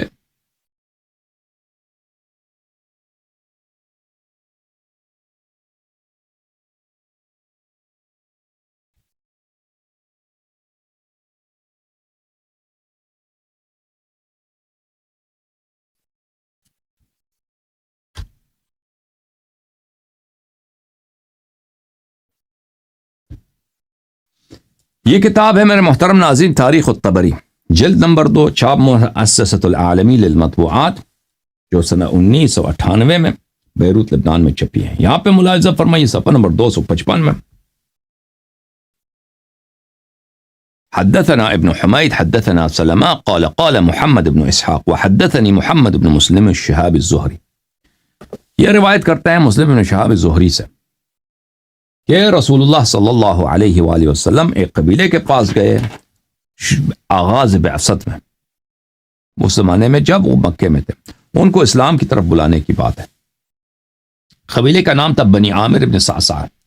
فدعاهم الى اللہ الحمدللہ وعرض علیہم نفسہ، ان کو دین کی طرف بلایا، توحید کی طرف بلایا، اور اپنے نفس شریف کے انہوں نے تعارف کرا دی کہ میں رسول من اللہ خاتم الانبیاء، اللہ نے مجھ پر قرآن نازل کیا ہے، میں آپ کو ایمان کی طرف بلاتا ہوں. تو اس قبیلے میں ایک بڑا ہی حکیم آدمی تھا، عقل مند آدمی تھا، دور اندیش آدمی تھا. اس کا نام تھا بیحرہ ابن فراس. اس نے جب رسول پاک صلی اللہ علیہ وسلم کو دیکھا کہ یہ اکیلے آئے ہیں، یہ قریش کے سردار کے، یہ تو شہزادے ہیں، اور یہ کسی غلط بات کی طرف تو نہیں بلا رہے، یہ قرآن کی طرف بلا رہے ہیں. قرآن تو ایک ایسی کتاب ہے کہ اس کو ہم سنتے ہیں، ہم مسحور ہو جاتے ہیں، ہم مبہوت ہو جاتے ہیں اس کی بلاغت، اس کی فصاحت، اس کی دلکشی سے. اور یہ توحید کی طرف بلا رہے ہیں، اخلاق کی طرف بلا رہے ہیں. ان کا کردار دیکھیں، ان کے اخلاق دیکھیں ہر لحاظ سے. اور یہ جو ہے ان کا قوم کتنی بدقسمت قوم ہے، قریش جو ہے کتنا بدبخت قوم ہے کہ ان کا ساتھ نہیں دے رہے ہو. سب سے زیادہ ان کے دشمن ان کے اپنی مکے والے، اپنے قوم والے قریش. تو اس نے کہا واللہ لو انی اخذت هذا الفتى من قریش لأکلت به العرب، لأکلت به العرب. اس نے اپنے لوگوں سے کہا کہ دیکھو اس کا قوم تو اس کا ساتھ نہیں دے رہے، لیکن اگر ہم ان کا ساتھ دے دیں، ہم ان کا ساتھ دے دیں تو ان کی اخلاق ایسی ہے، ان کا علم ایسا ہے، ان کی فصاحت و بلاغت ایسا ہے، ان کی مردانگی و شجاعت ایسی ہے. حضرت رسالت پناہ صلی اللہ علیہ وسلم کی بات ہو رہی. ان کے معجزات ایسے ہیں کہ اگر ہم ان کے ساتھ دے دیں، ہم ان کے بدولت ہم پورے عرب کے سردار بنیں گے. اگر ہم ان کا ساتھ دے دیں نا، ان کو اپنے قبیلے میں لے لیں، ہم ان کے فدائی بنے، ہم ان کے سپاہی بنے، تو لازمی بات ہے ان کا جو میسج ہے، ان کا جو پیغام ہے پورے عرب پہ چھا جائے گا. اور کیونکہ ہم نے ان کا ساتھ دیا، ان کی بدولت ہم بھی پورے عرب پہ چھا جائیں گے، ہماری برتری ہوگی. تو اس نے کہا ثم قال له، تو اس نے رسالت پناہ صلی اللہ علیہ وآلہ وسلم سے کہا ارأيت ان نحن تابعناك على امرك ثم اظهرك الله على من خالفك ايكون لنا الامر من بعدك. اس نے کہا کیا آپ کی کیا رائے، ہم آپ کی اطاعت کرتے ہیں، ہم آفر کرتے ہیں آپ کو، ہم آپ کی اطاعت کریں گے، ہمارا پورا قبیلہ جو ہے آپ کا غلام، آپ کی نوکر، آپ جو میسج لے کے آئے ہم اس کو پھیلائیں گے. پھر آپ جب پورے عرب پہ آپ کی بالادستی ہوگی، سب مخالفین پہ آپ کی بالادستی ہوگی، اَيَكُونُ لَنَا الْأَمْرُ مِن بَعْدِكَ، آپ کا تو کوئی بیٹا بھی نہیں ہے، آپ کو تو کوئی بیٹا بھی نہیں کہ آپ کا ولی عہد ہو، آپ کا تو کوئی نہیں ہے، ایک بیٹی ہے بس. تو آپ کے بعد اپنے امامت ہمیں دے دیں، آپ کے بعد جو رہبری ہے، جو قیادت ہے، ولایت عہدی ہے، وہ ہمیں دے دیں. ٹھیک ہے نا. تو بات یہ ہے میرے عزیز کہ رسول صلی اللہ علیہ وسلم کے بعد کون ان کا جانشین ہوگا، یہ کفار کو بھی پتہ تھا. اسی لیے عمرو بن العاص کے والد اور عمرو بن العاص دونوں نے کہا تھا، کیا کہا تھا کہ پیغمبر صلی اللہ علیہ وسلم ابتر ہیں. جب ان کے فرزند ہمارے سید حضرت قاسم ابن رسول اللہ صلی اللہ علیہ وآلہ وسلم، حضرت زہرا سلام اللہ علیہا کے بھائی کی وفات ہو گئی تھی، تو کفار نے ہی تو کہا تھا کہ ابتر ہیں، ان کا دینی بات ختم ہو جائے گا، ان کا تو کوئی بیٹا ہی نہیں ہے، ان کا کوئی جانشین ہی نہیں ہے. یہ تو بھئی ٹھیک ہے، ان کی عمر ہے 45 سال 48 سال، موت تو آنی ہے، 10 سال 20 سال بعد ان کی موت آ جائے گی، پھر ان کو دین کو چلائے گا کوئی، ان کا تو بیٹا ہی نہیں. کہنے کا مقصد یہ ہے کہ ان کو بھی پتہ تھا کہ اس دین کا نبی صلی اللہ علیہ وسلم کے بعد وارث ہونی چاہیے، امام خلیفہ ہونا چاہیے ان کے موت کے بعد. ٹھیک ہے نا. تو یہ کہنا کہ یہ کسی کے ذہن میں نہیں ہے، کسی کے ذہن میں نہیں آ سکتا، یہ ایک ایسی بات ہے کہ بدیہی کا انکار ہے، واضح بات کا انکار ہے. یعنی آپ کو کوئی کہہ دے نا کہ آپ سمجھ نہیں سکتے، آپ پاگل ہیں، اس طرح کی بات. رسول پاک صلی اللہ علیہ وسلم نے فرمایا الامر الی اللہ یضعہ حیث یشاء. رسول اللہ صلی اللہ علیہ وسلم نے کفار بنی عامر میں صاحب سے کہا کہ نہیں، میں آپ کو امامت و خلافت دوں، یہ میرے ہاتھ میں نہیں ہے، میرے اختیار میں نہیں ہے، یہ اللہ کے اختیار میں. یہ کس کے ہاتھ میں؟ یہ اللہ تعالیٰ کے اختیار میں ہے. یضعہ حیث یشاء، اللہ جس کو امام بنا دے میرے بعد، جس کو خلیفہ بنا دے، وہی اللہ کر سکتا ہے. یہ میرے اختیار میں نہیں ہے کہ میں آپ کو وعدہ دے دوں. تو میرے محترم ناظرین، پہلی بات یہ ہے کہ رسول پاک صلی اللہ علیہ وآلہ وسلم اپنی موت کی خبر دے رہے ہیں. یہ اپنی موت کی خبر دے رہے ہیں. جیسے میں کہتا ہوں نا، اردو زبان میں بڑی شاعری کی بات کر رہے ہیں. اردو زبان، جب اردو زبان میں بڑی شاعری ہے، اردو کا لفظ کہہ رہے ہیں، تو اس کا مطلب ہی یہ کہ گوشت والی زبان کی بات نہیں ہو رہی ہے، لینگویج والی زبان کی بات ہو رہی ہے. اسی لیے جب ہم کہتے ہیں کہ غدیر خم میں رسول پاک صلی اللہ علیہ وسلم نے اپنی موت کی خبر دی ہے، تو لازمی بات ہے ان کے موت کی خبر سب سے پہلی بات جو ذہن میں آتی ہے کہ ان کے بعد امام کون ہوگا. وہ اسی بات کی تعین کر رہے ہیں، وہ اسی بات، یہ بہترین قرینہ ہے. ملاحظہ فرمائیے عزیزو، یہ کتاب ہے صحیح مسلم، چھاپ دار الفکر، کتاب چھپی ہے بیروت لبنان میں سنہ 2003 میں. یہ ہے صفحہ 1200، یہ حدیث ہے 2408. راوی ہیں زید ابن ارقم. راوی کون ہے؟ زید ابن ارقم. زید ابن ارقم کہتے ہیں قام رسول اللہ صلی اللہ علیہ وآلہ وسلم یوما فینا خطیبا بماء یدعا خم. حدیث غدیر صحیح مسلم میں، حدیث غدیر صحیح مسلم میں. رسول پاک صلی اللہ علیہ وآلہ وسلم ایک دن خطبہ دینے کے لیے تشریف لائے. ایک پانی تھا، اس پانی کا نام تھا خم، بین مکہ والمدینہ، مکے اور مدینے کے درمیان. غدیر کس کو بولتے ہیں؟ غدیر بولتے ہیں تالاب کو. ایک وہ جگہ جہاں پہ پانی جمع ہو جائے اس کو بولتے ہیں غدیر. بارش کا پانی، سیلاب کا پانی جمع ہو جائے اس کو کیا بولتے ہیں؟ اس کو بولتے ہیں غدیر.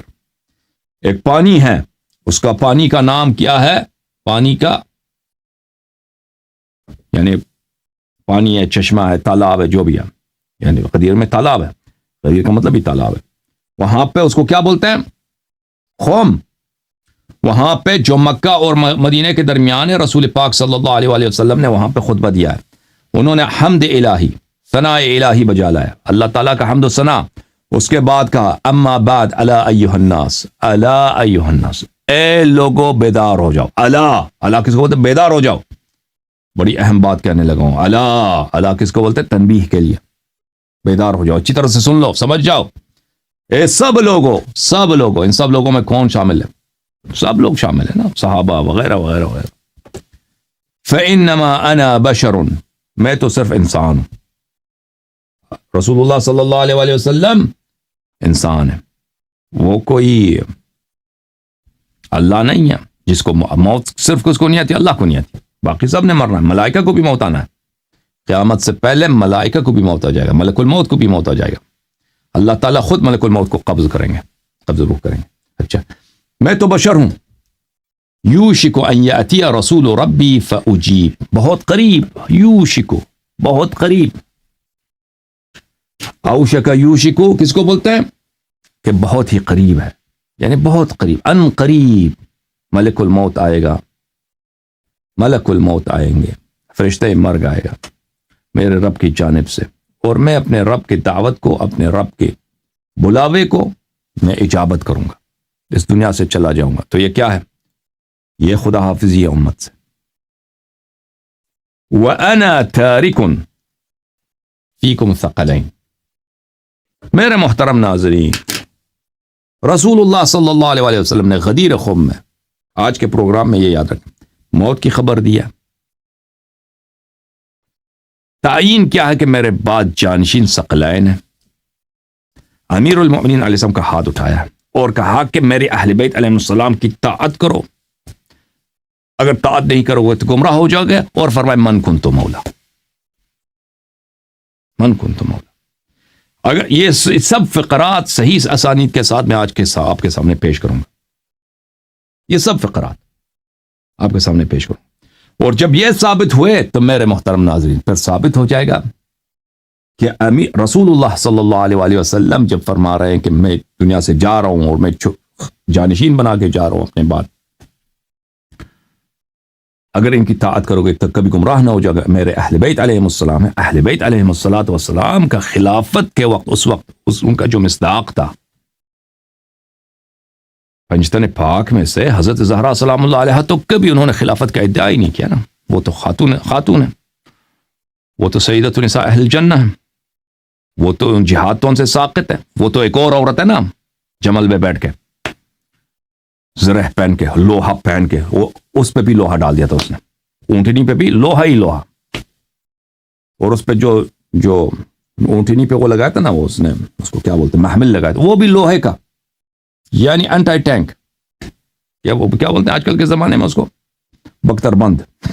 بختر بند وہ تو وہ ہیں, وہ تو کوئی اور ہیں. حضرت زہرا سلام اللہ علیہا اس طرح تو نہیں تھی نا. انہوں نے کبھی نہ فوج کے کمانڈ کا یا خلافت یا حکومت کا وہ تو کبھی راغب ہی نہیں تھے. نہ کوئی شیعہ کہتا ہے, نہ وہ خود کہتا ہے, نہ تاریخ کہتا ہے, نہ مخالف نہ معالف, کوئی نہیں کہتا. امام حسن علیہ السلام امام ہے لیکن وہ چھوٹے ہیں. امام حسین امام ہے لیکن چھوٹے ہیں, اور وہ اپنے والد کی موجودگی میں کبھی امامت کا انہوں نے ادعا ہی نہیں کیا. ٹھیک ہے. تو اس وقت اہل بیت علیہم السلام میں امامت اور خلافت اور جانشینی اور ولایت اور حق تصرف, ان مقامات کے دعوے دار کا ایک ہی مصداق تھا, اور وہ کون ہے؟ وہ سید المسلمین یعصوب الدین امیر المؤمنین علیہ السلام. اور رسول اللہ صلی اللہ علیہ وسلم نے ان کا ہاتھ لے کر وہاں سے نکلے, خطبہ دینے کے لیے آئے. ٹھیک ہے نا. اور ان کا ہاتھ اوپر اٹھایا, اور ہاتھ ایسا اوپر اٹھایا کہ زمین سے ان کے پیر اوپر ہو گئے تھے. یہ اعجاز ہے, یہ اعجاز ہے. آپ کسی شخص کو, رسول اللہ صلی اللہ علیہ وسلم کی عمر اقدس کتنی تھی اس وقت؟ 63 سال. آپ جوان بھی ہو نا, آپ 25 سال کے نوجوان بھی, کسی کو ہاتھ سے, ایک بزرگ شخص کو, ایک مچور آدمی کو ہاتھ سے پکڑ کر آپ زمین سے نہیں اٹھا سکتے. زمین سے کہ اس کا پیر زمین سے اٹھ جائے, یہ نہیں کر سکتے آپ. یہ اعجاز تھا. رسول پاک صلی اللہ علیہ وسلم نے اعجاز کی حالت میں, خارق عادت کی حالت میں خطبہ دیا ہے. آپ وہ نہ مانے نا بھی کہ کہتے ہیں کہ یہ بھائی ہم نہیں مانتے. بھائی ہاتھ اٹھایا نا امیر المؤمنین علیہ السلام کو, تعین کیا ہے نا, اور اس حالت میں فرمایا من کنت مولا فہذا علی علیہ السلام مولا. تو یہ بالکل خلافت کی تعین ہے, امامت کی تعین ہے. وجوب اطاعت کی بات ہو رہی ہے, یہ دوستی کی بات نہیں ہو رہی ہے. تو کیا ثابت کیا آپ کی خدمت میں؟ ثابت کیا کہ غدیر خم میں رسول اللہ صلی اللہ علیہ وآلہ وسلم نے اپنی موت کی خبر دی, اور حدیث ثقلین بھی بیان فرمایا. اب حدیث ثقلین کے اگر جماعت مخالفین نے ٹکڑے ٹکڑے بیان کیے نا, ٹکڑے ٹکڑے بیان کیے, اور وہ سب صحیح سے اسانید کے ساتھ ہیں, تو یہ تو واضح بات ہے کہ ان میں تنافی تو نہیں ہے کہ یا تو یہ فقرہ صحیح یا پھر یہ فقرہ صحیح ہے. اس طرح کی بات تو نہیں ہے. اگر رسول پاک صلی اللہ علیہ وآلہ وسلم کے ایک خطبے کے مختلف ٹکڑے مختلف مقامات پہ ذکر کیا جاتا ہے, یا تو صحابہ کے پاس کم علمی ہے, صحابہ کی جو ہے کم, ان کی کوئی اور جو بھی ان کے موٹیوز ہیں جن کی وجہ سے وہ ایک جگہ نقل نہیں کرتے, لیکن اگر صحیح اسانید کے ساتھ اس کے مختلف ٹکڑے نقل کیے گئے, اس کو ہم ساتھ رکھتے ہیں نا, بشرط کہ وہ صحیح سند کے ساتھ, وہ سب حجت ہیں. اور ان کے پاس ایک بہت بڑا قاعدہ ہے کہ زیادات الثقات حجہ. اگر ایک حدیث ایک شخص نقل کرتا ہے, دوسرا حدیث دوسری شخص نقل کرتا ہے, ایک میں زیادہ ہے, ایک میں کچھ کلمات ہیں جو دوسرے میں نہیں ہیں, دونوں حجت ہیں. اور جس میں وہ زیادہ ہے وہ بھی حجت ہے, کیونکہ اس کا نقل کرنے والا وہ ثقہ ہے. ملاحظہ فرمائیے, کتاب خصائص امیر المؤمنین علی ابن ابی طالب رضی اللہ عنہ وسلام اللہ علیہ, تالیف ابی عبد الرحمن احمد ابن شعیب النسائی. احمد ابن شعیب نسائی, محبت ہے آپ کو نسائی سے یا نہیں ہے؟ جماعت عمریہ کو تو محبت ہے نا ان سے, ان کا بڑا عالم ہے. بخاری مسلم, ان کے بعد یہ احمد ابن شعیب نسائی ہے جو سنن نسائی کا مؤلف ہے. یہ اس کی کتاب ہے خصائص امیر المؤمنین علیہ السلام, تحقیق شیخ احمد میرین بلوچی, بلوچی صاحب نے اس کتاب کو تحقیق کیا. یہ کتاب مکتبۃ المعلی کویت میں سنہ 1986 میں چھپی ہے. ملاحظہ فرمائیے اس کتاب میں صفحہ نمبر 96 میں باب قول النبی صلی اللہ علیہ وآلہ وسلم من کنت ولیہ فعلی ولیہ. جس نبی کریم صلی اللہ علیہ وآلہ وسلم کا یہ بیان کہ جس کا میں ولی ہوں، جس کا میں ولی ہوں، جس کا میں ولی ہوں، جس کا میں ولی ہوں، اس کا ولی کون ہے؟ امیر المؤمنین علی علیہ السلام. اوتیت جوامع الکلم، یہ جوامع الکلم میں سے. اچھا وقت اب زیادہ نہ لیں کہ جوامع الکلم کیا ہوتا ہے. اس حدیث کو نقل کرنے کے بعد حاشیہ نمبر 224 حدیث صحیح. شیخ احمد میرین بلوچی فرماتے ہیں یہ حدیث صحیح ہے. رجال ثقات من رجال الشیخین، اس کے سب رجال رجال ثقات ہیں اور رجال بخاری و مسلم، تو حدیث صحیح ہے بشرط بخاری و مسلم. وصححه الحاکم على شرط الشیخین واقرہ الذہبی، اسی حدیث کو حاکم نے کہا یہ صحیح ہے بشرط البخاری و مسلم، اور ذہبی نے بھی موافقت کیا کہ یہ حدیث صحیح ہے بشرط بخاری و مسلم. تو حدیث کیا ہے میرے محترم ناظرین؟ ملاحظہ فرماؤ. زید بن ارقم سے روایت ہے لما رجع رسول اللہ صلی اللہ علیہ وآلہ وسلم عن حجۃ الوداع ونزل غدیر خم. رسالت پناہ صلی اللہ علیہ وآلہ وسلم واپس تشریف لائے حجۃ الوداع سے، غدیر خم میں نزول فرمایا. امر بدوحات فقممن، وہاں پہ درختیں تھیں، بڑی بڑی درختیں تھیں. حکم فرمایا رسالت پناہ صلی اللہ علیہ وسلم کے صحابہ اٹھ درختوں کے نیچے کو جھاڑو لگاؤ. غدیر میں دو قسم کے لوگ، ایک غدیر کے بنگی ہیں غدیر میں دو ہیں، ٹھیک ہے نا. ایک تو غدیر کے بنگی ہیں، اور بنگی کہتا ہے، اب بھی کہتے نہیں کہتے، اب بعد میں نہیں لکھنا کہ آپ نے غلط لفظ استعمال کیا. جب ہم نے اردو سیکھا نا، بنگی کس کو بولتے تھے؟ بنگی وہی جو جھاڑو لگاتے تھے نا ایک تو غدیر کے بنگی ہے اور ایک غدیر کا شہنشاہ ہے، ایک غدیر کا تاجدار ہے. ایک وہ تاج جس کے سر پہ تاج من کنت مولا ہے.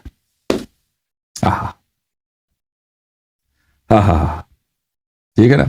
افمن يهدي الى الحق احق ان يتبع من لا يهدي الا ان يهدى فما لكم كيف تحكمون. دن رات برابر نہیں ہوتے، ظلمات و نور برابر نہیں ہوتے. تاجدار ولایت، تاجدار غدیر اور بنگی غدیر برابر نہیں ہوتے، یہ یاد رکھنا بیٹے. فقممنا امر بدوحات فقممنا، اٹھ صحابی اٹھ اٹھ اٹھ، جھاڑو لگا ادھر. اوے یا رسول اللہ، یہ تو آپ کے سسر ہیں ٹھیک ہے نا بھائی. ان لوگوں نے نام نہیں لکھایا کہ کس نے جھاڑو، کس سے جھاڑو لگوایا ہے. اگر وہ عام صحابی ہوتے تو نام شاید لکھ دیتے. یہ یاد رکھنا، یہ جب نام نہیں لکھتے نا، وہ صحابی اس سے شراب پیا تھا، وہ مست ہو گیا تھا، وہ صحابی جنگ سے بھاگ گیا تھا، وہ صحابی اس نے کیا تھا، نام نہیں لکھتا بھائی. اگر وہ کوئی ایسے ویسے صحابی ہوتے نا غیر اہم، تو اس کا نام لکھ لیتے، کیونکہ وہ نام ان کے نہیں لکھتے جن سے ان کی بے عزتی ہوتی ہے بے عزتی ہوتی ہے. ٹھیک ہے نا. بہرحال جھاڑو جس سے بھی لگوایا وہ بنگی غدیر ہے. ویسے بھی رسول پاک صلی اللہ علیہ وسلم کے پاؤں تلے جھاڑو لگا دے ابو بکر عمر کا فخر یہی ہے. اس کی اور شان ہی کیا ہے؟ رسول پاک صلی اللہ علیہ وسلم اہل بیت کی بنگی گری اگر کریں تو یہ ان کے شان ہی یہی ہے. ان کی اس کیا ہے، اس کو کوئی غلط بات کرنا ہے بھائی اور کیا ہے ان کی کوئی حیثیت ہے اس کی ابو بکر عمر کی. ثم قال، جھاڑو لگوا دیا، صفائی کرا دی. پھر رسول پاک صلی اللہ علیہ وسلم آئے خطبہ دینے کے لیے. قد دعیت، فرمایا اللہ نے مجھے اپنے طرف بلایا، اللہ نے مجھے عرش معلا کو اپنے قدم سے منور کرنے کا حکم فرمایا ہے. فاجبت، اور میں نے اللہ کی دعوت کی اجابت کیا، تو میں نے اللہ کو قبول کیا کہ میں دنیا چھوڑ کے جا رہا ہوں. تو یہ کیا ہے؟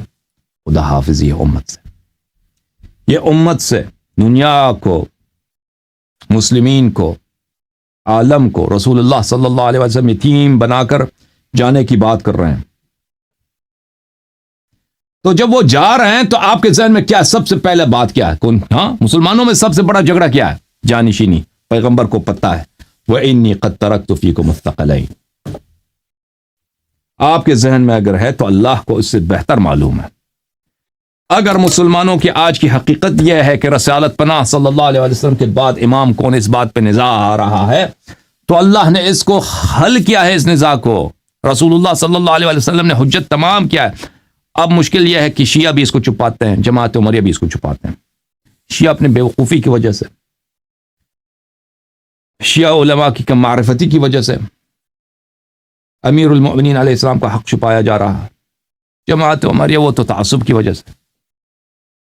تو فرمایا میں تو جا رہا ہوں، وَإِنِّي قَدْ تَرَكْتُ فِيكُمْ، میں تمہارے درمیان چھوڑ کے جا رہا ہوں.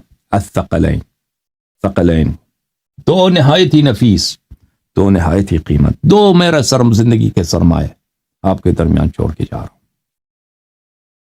ایک ہے کتاب اللہ، ایک کیا ہے؟ کتاب اللہ. اور دوسرا کیا؟ عطرت اہل بیت، میری عطرت، میرے اہل بیت علیہم الصلاۃ والسلام، علیہم الصلاۃ والسلام، علیہم الصلاۃ والسلام. ٹھیک ہے نا؟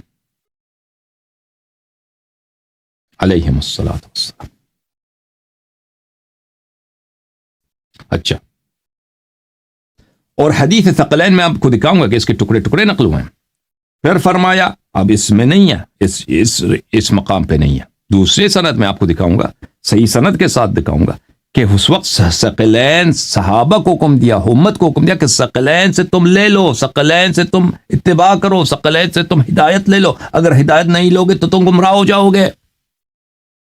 پھر ثقلین کو تعین فرمایا کہ ثقلین کون ہے؟ ایک کون ہے؟ ایک قرآن مجید ہے. قرآن کس کے پاس تھا اس زمانے میں؟ کسی کے پاس نہیں تھا. فرمایا بلے یہ قرآن بھی اہل بیت علیہ السلام کے پاس ہے، ان سے الگ نہیں ہونے والی چیز ہے. یہ بھی فرمایا. اور اہل بیت کون ہے؟ اہل بیت کا مصداق بھی بتا دیا، یہاں غدیر میں بھی بتا دیا اور آیت تطہیر میں بھی بتا دیا. کملی کے نیچے جو داخل کیا، بار بار 30 صحابی کے سامنے بار بار داخل فرمایا کملی کے نیچے، اور فرمایا یہ میرے اہل بیت ہیں، وہاں پہ بھی بیان فرمایا. اور آیت تطہیر کو بار بار حضرت زہرا سلام اللہ علیہا کے در اقدس پہ قرات کیا ہے، بتا دیا کہ اہل بیت کون ہے. اور پھر عطر، لفظ عطرہ بولا، اہل بیتی عطرتی، کہ عطرت میں ازواج نہیں آتے، لفظ ہی ایسا بولا ہے نا اہل بیت. اہل بیت کے بعد اس کو بولتے ہیں عطف بیان بولتے ہیں عربی زبان میں، یا بدل بولتے ہیں کہ اہل بیت بیان کر، اہل بیت کا بیان کیا؟ عطرت کیا؟ عطرت ہے. اب ہم آگے جا کر انشاءاللہ تبارک و تعالیٰ آپ کو بتائیں گے کہ جب رسول پاک صلی اللہ علیہ وسلم نے اہل بیت کے بعد لفظ عطرت بیان کیا، فرمایا ہے، تو اس سے فوراً اہل بیت، خود لفظ اہل بیت میں سے ازواج نکل جاتی ہیں. جیسے وہ زید بن ارقم کی حدیث میں ہے، مسلم میں.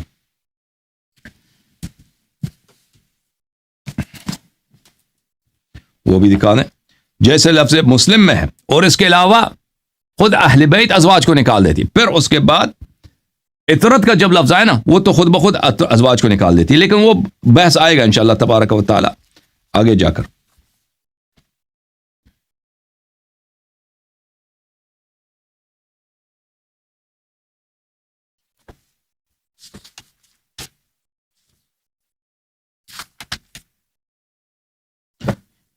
کتاب مسلم، کتاب مسلم، مسلم ہے یا غیر مسلم ہے؟ مسلم، نام مسلم ہے بس. مسلم، تالیف مسلم ابن حجاج قشیری نیشابوری، چاپ دار الفکر. یہ نام کا مسلم ہے، جیسے ہم لوگ نام کے شیعہ. ٹھیک ہے، ہم اور آپ نام کے شیعہ، اور یہ نام کے مسلم. حقیقت میں تو ہم شیعہ نہیں ہیں، اور حقیقت میں یہ بھی مسلم نہیں. صفحہ نمبر 1201. زید ابن ارقم سے روایت ہے کہ رسول پاک صلی اللہ علیہ وآلہ وسلم نے فرمایا انی تارکم فیکم ثقلین. میں نے پوچھا من اہل بیتہ نساؤ، ہم نے پوچھا زید سے، اے زید ابن ارقم بتاؤ اہل بیت کون ہے؟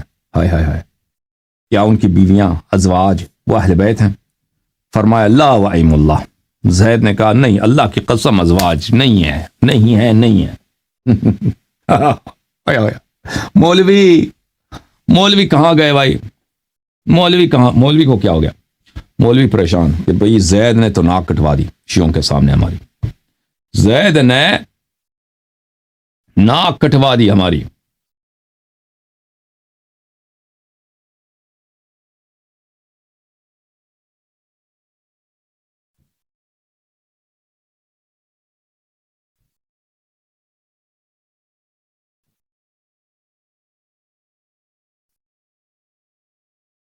اکمال المعلم بفوائد مسلم جزء 7 سن 1998 میں کتاب دارالوفا میں چھپی ہے.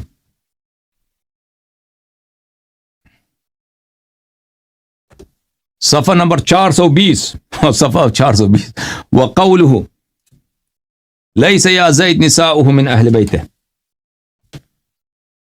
یہ جو حدیث ہے کہ زید نے کہا کہ نساء اہل بیت میں سے نہیں ہیں، اس کے متعلق کہتے ہیں وَهَذَا هُوَ الْمَعْرُوفِ فِي الْأَحَادِيثِ غَيْرِهَا أَنَّهُ لَمْ يَجِدْ نِسَاءَهُ مِنْ أَهْلِ بَيْتِهِ. کہتے ہیں یہ معروف ہے احادیث میں، یہ صرف مسلم کی حدیث میں نہیں ہے. یہ کون کہتے ہیں؟ قاضی عیاض فرماتے ہیں شارح مسلم، یہ صرف اس حدیث میں نہیں ہے، بہت ساری احادیث میں ہے کہ زید بن ارقم نے فرمایا کہ نساء اہل بیت میں سے نہیں. صحیح مسلم بشرح النووی الجزء الخامس 15واں مجلد چھپی ہے سن 1930 میں مصر میں الازہر میں چھپی ہے. ملاحظہ فرمائے اسی حدیث کو نقل کرتے ہوئے بھلے والمعروف فی معظم الروایات غیر مسلم انه قال النساء لسن من اہل بیت. معروف مسلم میں اور غیر مسلم دوسری کتب میں زید بن ارقم کے حدیث میں یہی ہے کہ نساء اہل بیت میں سے نہیں، ازواج ہے. یہ تو ایک ضمنی بات آ گئی، ولی ہمارے پاس دلائل بہت زیادہ ہے، دلائل ہمارے پاس بہت زیادہ ہے.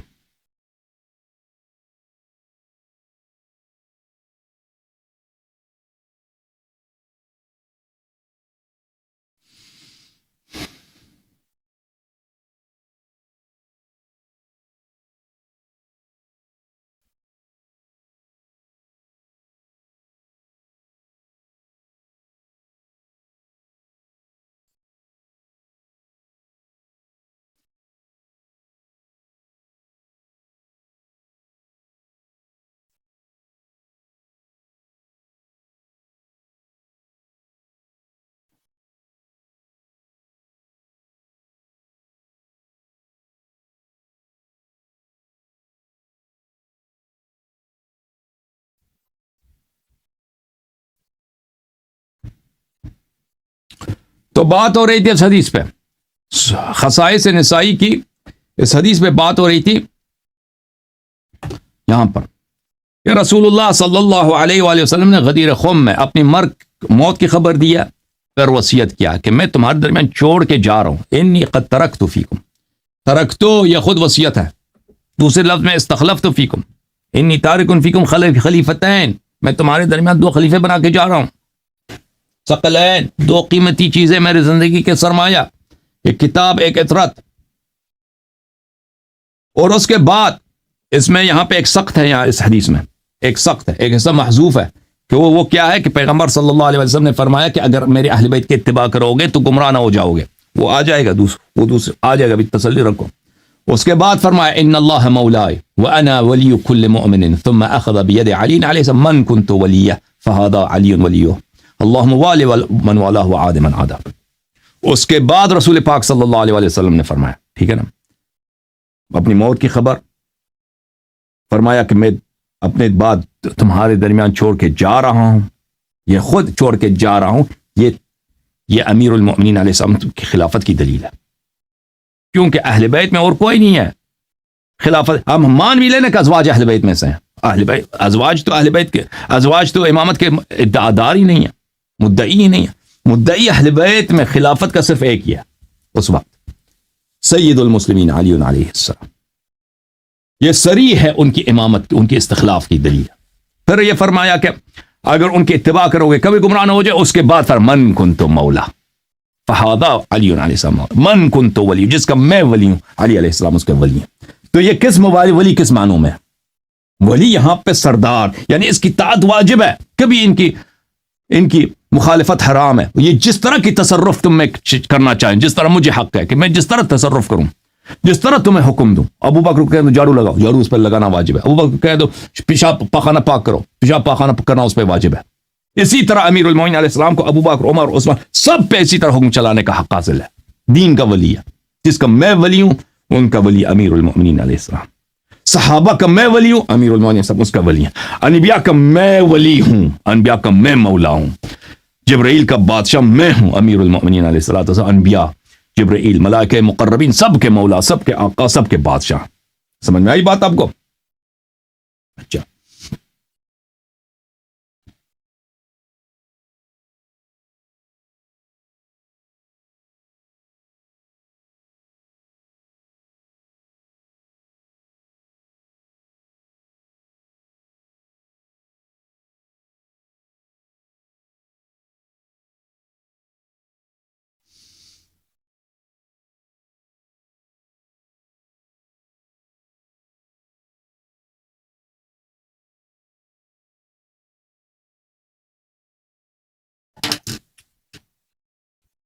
ایک اور حدیث آپ کو دکھائیں.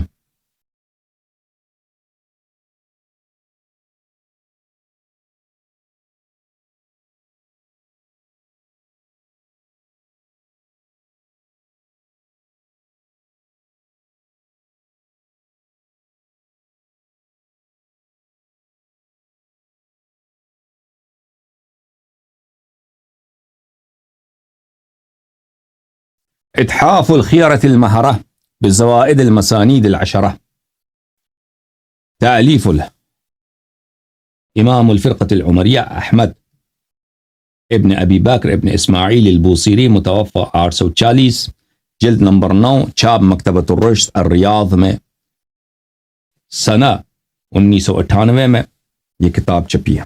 اس کتاب میں ملاحظہ فرمائیے صفحہ نمبر 289 میں 279 حدیث نمبر 8974 میں یہ نقل کرتے ہیں. اس حدیث کو نقل کرنے کے بعد بوصیری جو بہت بڑے امام ہیں جماعت عمریہ کے, بالخصوص فنون حدیث میں, فرماتے ہیں رواہ اسحاق, یعنی اسحاق ابن راہوی بسند صحیح. اسحاق ابن راہوی نے اس حدیث کو صحیح سند کے ساتھ نقل کیا. اور یہ کیونکہ زوائد کی حدیث ہے, زوائد کی کتاب ہے, تو اس میں سند نہیں لاتے. زوائد کی کتاب میں, زوائد سے کیا مراد ہے کہ اگر ایک کتاب میں کچھ احادیث ہیں, دوسری کتاب میں, ایک کتاب میں کچھ احادیث ہیں, تو وہ احادیث جو اس کتاب میں موجود نہیں ہیں, آپ اس تالیف کریں تو اس کو زائد کہتے ہیں نا. مسانید عشرہ جو 6 کتابیں احمد بن حنبل وغیرہ کی, صحاح ستہ ہیں, اس کے بعد احمد بن حنبل ہے, معجم کبیر ہے, معجم اوسط ہے, فلان فلان ہے. یہ جو مسانید عشرہ ہیں ان کے زوائد کہ ان کے علاوہ اگر کوئی حدیث ہے جو ان کتب عشرہ میں نہیں ہے, اس پہ زوائد پہ کتاب لکھی ہے. ٹھیک ہے نا, دوسری کتب سے انہوں نے یہ حدیث لایا کتاب مسند احمد, کس سے؟ مسند اسحاق ابن راہوی سے. اسحاق ابن راہوی کون ہے؟ اسحاق ابن راہوی بہت ہی جلیل القدر محدث ہے, جماعت مخالفین کے, بخاری اور مسلم سے بھی اقدم ہے, احمد ابن حنبل کے اقران میں سے ہیں. اچھا, حدیث یہ ہے, بس حدیث کی سند بھی ثابت ہے. عن علی بن ابی طالب رضی اللہ عنہ, امیر المؤمنین علی علیہ السلام سے روایت ہے, ان النبی صلی اللہ علیہ وآلہ حضر الشجرۃ بخم.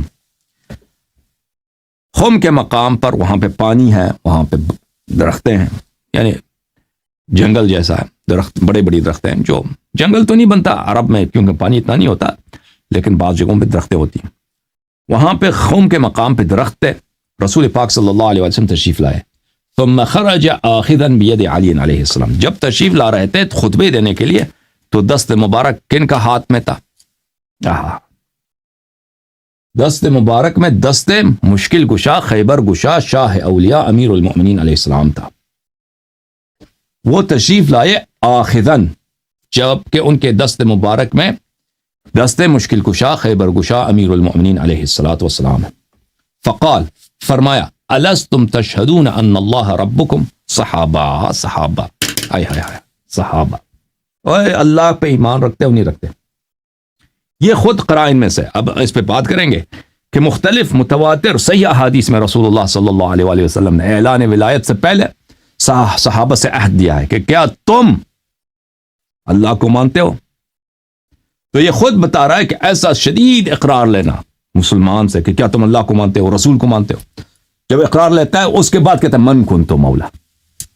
تو ایسی بات کا اقرار لیا جاتا ہے نا, اس پہ بات کریں گے کہ رسول اللہ صلی اللہ علیہ وسلم کو پتہ ہے کہ صحابہ کے لیے اس بات کا تحمل سخت ہے، اس بات کا تحمل سخت ہے، برداشت کرنا سخت ہے کہ رسول پاک صلی اللہ علیہ وسلم کے بعد ایک اور شخص ہے ان کی اسی طرح طاعت کر رہی ہے جس طرح وہ رسول پاک صلی اللہ علیہ وسلم کے کرتے تھے، اور اس بات کی یہ کہنا کہ یہ بات بالکل اللہ کی جانب سے اور کسی کو مخالفت کا حق نہیں ہے، تو ان کو یاد دلا رہا ہے، کیا تم اللہ کو مانتے ہو، رسول صلی اللہ علیہ وسلم کو رسول اللہ صلی اللہ علیہ وسلم کو اللہ کی جانب سے ان کا رسول مانتے ہو؟ تو یہ اور قرائن، ابھی اس میں بات نہیں ہو رہی ابھی، لیکن یہ آ جائے گا انشاءاللہ، اگر زندگی رہی تو آ جائے گا قرائن کلام رسول صلی اللہ علیہ وسلم۔ کیا تم شہادت نہیں دیتے کہ اللہ تمہارا رب ہے؟ صحابہ نے کہا بلا، صحابہ نے کہا جی ہاں ہم شہادت دیتے ہیں۔ کیا شہادت دیتے ہو؟ قال الستم تشهدون ان الله ورسوله اولى بكم من انفسكم وان الله ورسوله مولاكم؟ کیا شہادت نہیں دیتے کہ اللہ اور رسول اولا بکم من انفسکم وان اللہ ورسولہ مولاکم، اللہ اور رسول تمہارے نفوس پر، تمہاری جانوں پر تم سے زیادہ حق تصرف رکھتی ہیں۔ اچھا، صحابہ نے کہا کہ ہم شہادت دیتے ہیں، تو پھر ایسے تصرف کرنے والے ہیں نا، تبھی تو وہ ایسے تصرف کرنے والے ہیں کہ ان پر، ان کی زندگی پر ایسے تصرف کرنے والے ہیں، تبھی تو اس طرح اقرار اعتراف پہلے لیتے ہیں کہ مجھے حق ہے، اعتراف کرتے ہو کہ مجھے حق ہے اللہ اور رسول کو، تمہاری جانوں پر تم سے زیادہ ان کو حکمرانی کا حق ہے۔ اچھا، لیکن اس پہ بات آگے کریں گے، لیکن ابھی وہ ہمارا محل شاہد نہیں۔ محل شاہد کیا؟ فمن کان اللہ ورسولہ مولا فإن ھذا مولا، جس کا اللہ اور رسول مولا ہے صلی اللہ علیہ وآلہ وسلم، اس کا مولا یہی ہے، یہی سید، یہی آقا، یہی ولی جن کا ہاتھ ان کے دست مبارک میں ہے۔ وقد ترکت فیکم ما ان اخذتم به لن تذلوا کتاب اللہ سببہ بیدہ وسببہ ایدیکم واہل بیتی، اور میں تمہارے درمیان چھوڑ کے جا رہا ہوں وہ اس کی اگر تم اتباع کرو ہرگز گمراہ نہ ہو جاؤ گے۔ حدیث ثقلین غدیر کے مقام پر صحیح سند کے ساتھ لن تذلوا کے ساتھ، لن تذلوا کے ساتھ، ٹھیک ہے نا، میں تمہارے درمیان چھوڑ کے جا رہا ہوں وہ کہ اگر تم ان سے اخذ کرو، ان کی اتباع کرو گے تبھی کبھی گمراہ نہ ہو جاؤ گے۔ وہ کون ہے؟ کتاب اللہ اور میرے اہل بیت طاہرین علیہم الصلوۃ والسلام۔ اوکے،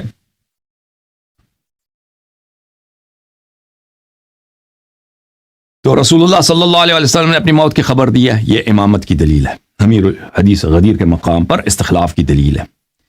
کہا کہ میں تمہارے درمیان چھوڑ کے جا رہا ہوں ثقلین کو، قرآن اور اتحادیہ علیہم الصلوۃ والسلام کو، یہ امیر المؤمنین علیہ السلام کی امامت کی دلیل ہے کہ من کنت مولا سے مراد دوستی مراد نہیں ہے، حق اطاعت مراد ہے، اولا بالتصرف مراد ہے۔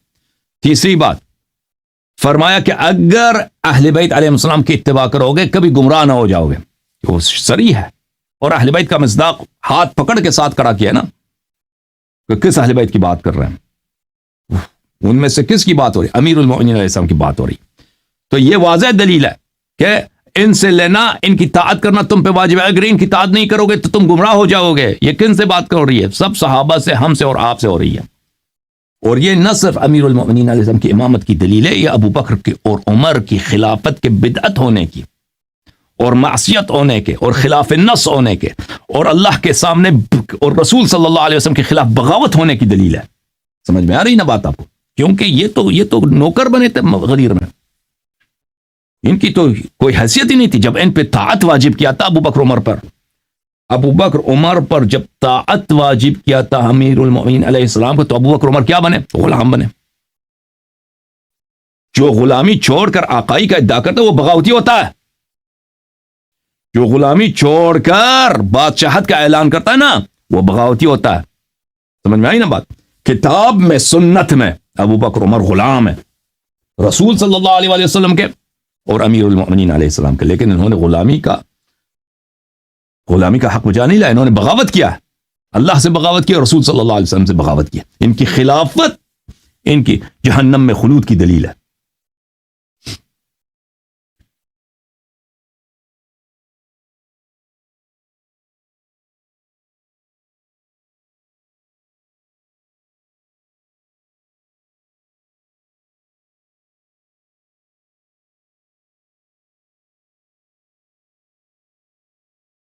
ایک اور دلیل لے کے آؤں میرے محترم ناظرین، ملاحظ ایک منٹ ٹھہر جاؤ، میں دلیل کتاب ایک پل کی کتاب ادھر ہی ہے۔ ہائے ہائے ہائے، صحابہ کہاں جاؤ گے؟ صحابہ کا پروفائل ہمارے پاس ہے اور حد سے بڑا پروفائل امام زمانہ عجل اللہ تعالیٰ فرجہ شریف کے پاس ہے۔ جب پروفائل کھلے گا نا تو بہت ساروں کو شرمندگی ہوگی، اب بھی شرمندگی ہے لیکن اس وقت شرمندگی بہت شدید ہوگی اور قیامت کے دن شرمندگی ہوگی انشاءاللہ۔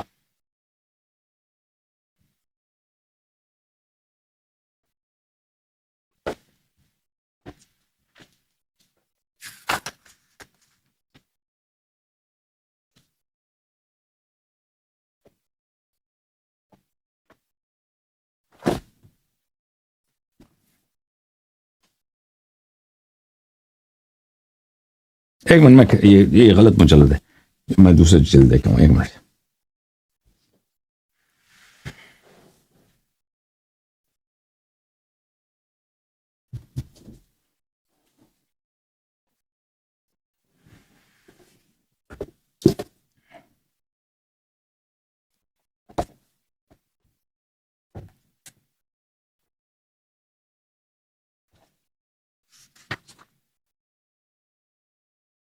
ہائے ہائے ہائے، المستدرک، ذہبی نے بھی اس حدیث کو صحیح تصحیح کیا۔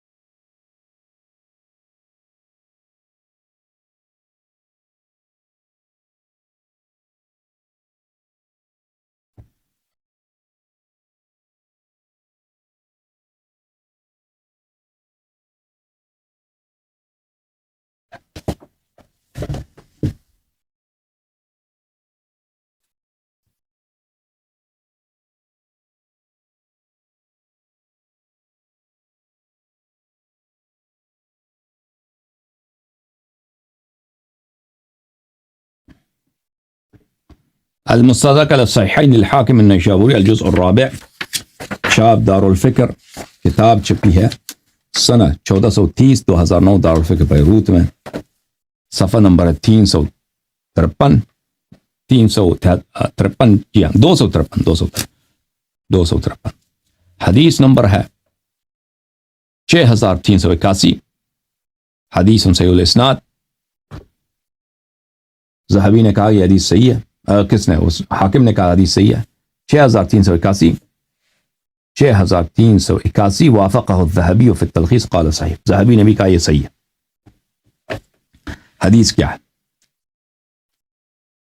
زید بن ارقم نے کہا خرجنا مع رسول اللہ صلی اللہ علیہ وآلہ حتى انتهينا الى غدیر خم فامر بدوح فكسح في يوم فكسح في يوم ما اتى علينا يوم كان اشد حرا منه۔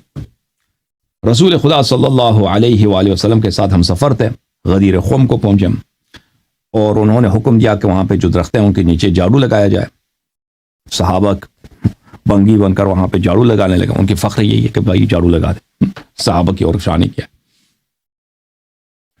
اور یہ دن اتنا شدید گرمی تھی، شدید گرمی کے دن تھی کہ اس جیسا گرم دن ہم نے زندگی میں نہیں دیکھا۔ ما اتا علینا یوم کان اشد حرا من، اس دن سے زیادہ گرم دن ہم نے دیکھا ہی نہیں، اتنا سخت گرمی دیکھا ہے۔ یہ خود قرینہ ہے کہ رسول پاک صلی اللہ علیہ وآلہ وسلم گرمی کے حالت میں، سخت گرمی کے حالت میں مسلمانوں کو روکنا دھوپ کے وہاں پہ، تو یہ جو ہے یہ خود دلالت کرتی کہ ایک اہم بات ہے، فضول بات کے لیے کہ بھئی کوئی نہ کوئی ناراضگی کچھ بھی نہیں ہے، وہاں پہ تو کوئی حدیث نہیں ہے وہاں پہ ناراضگی تھی کہ آپ کا دوست ہے، کوئی فضول بات۔ صحابہ باپ پاگل ہیں، ان کو کہتے ہیں علی علیہ السلام امیر المؤمنین علیہ السلام، ابھی تک نہیں پتہ چلا ان کو؟ پیغمبر کو آخری ایام میں کچھ موت سے کچھ دن پہلے ان کو یاد دلانا پڑتا ہے یہ آپ کا دوست ہے، یہ آپ کا دوست ایک فضول بات کے لیے اس شدید گرمی کو، اس جیسا شخص۔ اور انسان جب سفر کرتا ہے نا پیدل، وہ آپ کو پتہ نہیں ہے پیدل کبھی سفر کیا تم لوگوں نے؟ نہیں کہ آج کل زمانے میں لوگ سفر نہیں کرتے پیدل، ہم نے کیا پیدل یہاں پہ، کیونکہ ہائکنگ وغیرہ ہوتا ہے تو انسان اتنا تک جاتا ہے، بے مثال بے حساب تک تھکاوٹ ہوتی ہے پیدل چلنے میں۔ پیدل آدمی کو آپ نا وہ اس کو اس کے مسیر سے روک دو، اس کے منزل سے روک دو، تو یہ اس کے لیے بہت سخت بات ہوتی ہے۔ جو آدمی پیدل 1 دن 2 دن 3 دن سفر کرتا ہے نا، 5 دن 6 دن، اس کے پورے جسم میں درد ہوتا ہے, تھکاوٹ ہوتی ہے. تو اس حالت میں ان کو روک دینا فضول بات کے لیے کہ بھائی میں یہ آپ کا دوست ہے. اچھا, فحمد اللہ واثنى علی یا ایھا الناس انه لم يبعث نبی الا ما عاش نصف ما عاش الذي كان قبله واني اوشك ان ادعى فاجیب. میرا موت بہت قریب ہے, میری عمر پچھلے انبیاء جیسا نہیں ہوگا. حضرت نوح علیہ السلام کی عمر اتنی لمبی, حضرت سلیمان عمر بہت لمبی, حضرت داؤد علیہ السلام لمبی, حضرت موسیٰ علیہ السلام عمر لمبی نہیں, میری عمر ان سے کم ہوگی. تو میں بہت جلد آپ سے خداحافظی کرنے والا ہوں اور موت میری آنی ہے. بلی وَإِنِّي تَارِكٌ فِيكُمْ مَا لَن تَضِلُّوا بَعْدَهُ, میں تمہارے درمیان وہ چھوڑ کے جا رہا ہوں کہ اگر اس کی اتباع کرو گے کبھی گمراہ نہ ہو جاؤ گے. وہ کیا ہے؟ اس کی اتباع کرو گے کبھی گمراہ نہ ہو جاؤ گے. وہ کیا ہے؟ فرمایا کتاب اللہ, ایک کتاب اللہ ہے. ثم قام فأخذ بيد علی علیہ السلام, اور دوسرا وہ ہے جس کا ہاتھ میں نے اٹھایا ہے. امیر المؤمنین علیہ السلام کا ہاتھ اٹھا کے کہا, ٹھیک ہے نا. ایک وہ ہے کہ اگر اس کی اتباع کرو گے کبھی گمراہ نہ ہو جائے. کتاب اللہ, وہ کتاب اللہ بھی کسی کے پاس نہیں ہے نا, کسی کے پاس نہیں تھا اس وقت, صرف اہل بیت علیہ السلام کے پاس. اور ایک ہے قرآن ناطق امیر المؤمنین علیہ السلام. فرمایا من اولا بکم من انفسکم, اے لوگوں بتاؤ من اولا بکم, کس کو وہ حق طاعت اور حق تصرف تمہاری زندگیوں پر ہے تم سے زیادہ اس کو حق تصرف ہے. قالوا اللہ ورسولہ اعلم, ان صحابہ کو پتہ ہی نہیں ہے کہ کس کو حق طاعت ہے. کہتے آپ کو پتہ ہے صلی اللہ علیہ وسلم. قال الست اولا بکم من انفسکم, کیا میں وہ نہیں ہوں جس کو تم سے زیادہ اختیار ہے, تمہارے جان و مال پہ زیادہ اختیار ہے. صحابہ نے کہا بلا, صحابہ نے کہا جی ہاں وہ آپ وہی ہیں. قال من کنت مولا فعلی علیہ السلام مولا, جس کا میں مولا ہوں علی علیہ السلام اس کے مولا. اچھا, قرائن کی یہ ابتدا ہے, یہ ابتدائی بحث ہے بھائی. اب انشاءاللہ دلالت پہ مزید اگلے جلسوں میں آپ سے بات ہوگی. اب دیکھتے ہیں میرے بھائی ٹائم کتنا ہوا, 1.5 گھنٹے ہم نے آپ سے بات کیا. شیعہ نما, ہم بھی شیعہ نما, آپ بھی شیعہ نما, ہم سب بے وفا. شیعہ نہ کہو آج سے اپنے آپ کو, شیعہ نہ کہو, کیونکہ ہم اور آپ نے غدیر سے جو خدمت نہیں کیا, ہم اور آپ نے غدیر کی خدمت نہیں کیا, سچی بات ہے. شرمندہ ہیں, مولا امیر المؤمنین علیہ السلام سے شرمندہ ہیں, رسول صلی اللہ علیہ وسلم سے شرمندہ ہیں. رسول صلی اللہ علیہ وسلم نے اتنا اصرار کیا, اللہم والی من والا وعاد من عاد وانصر من نصر واخذل من خذل. اور بھائی کچھ شرم کریں, کچھ شرم کرو. اب امیر المؤمنین علیہ السلام کو اکیلا چھوڑ دیا ہے. واخذل من خذل, رسول صلی اللہ علیہ وسلم کی لعن سے, ان کی نفرین سے ڈر نہیں لگتا. ہائے ہائے ہائے, کیا عرض کریں.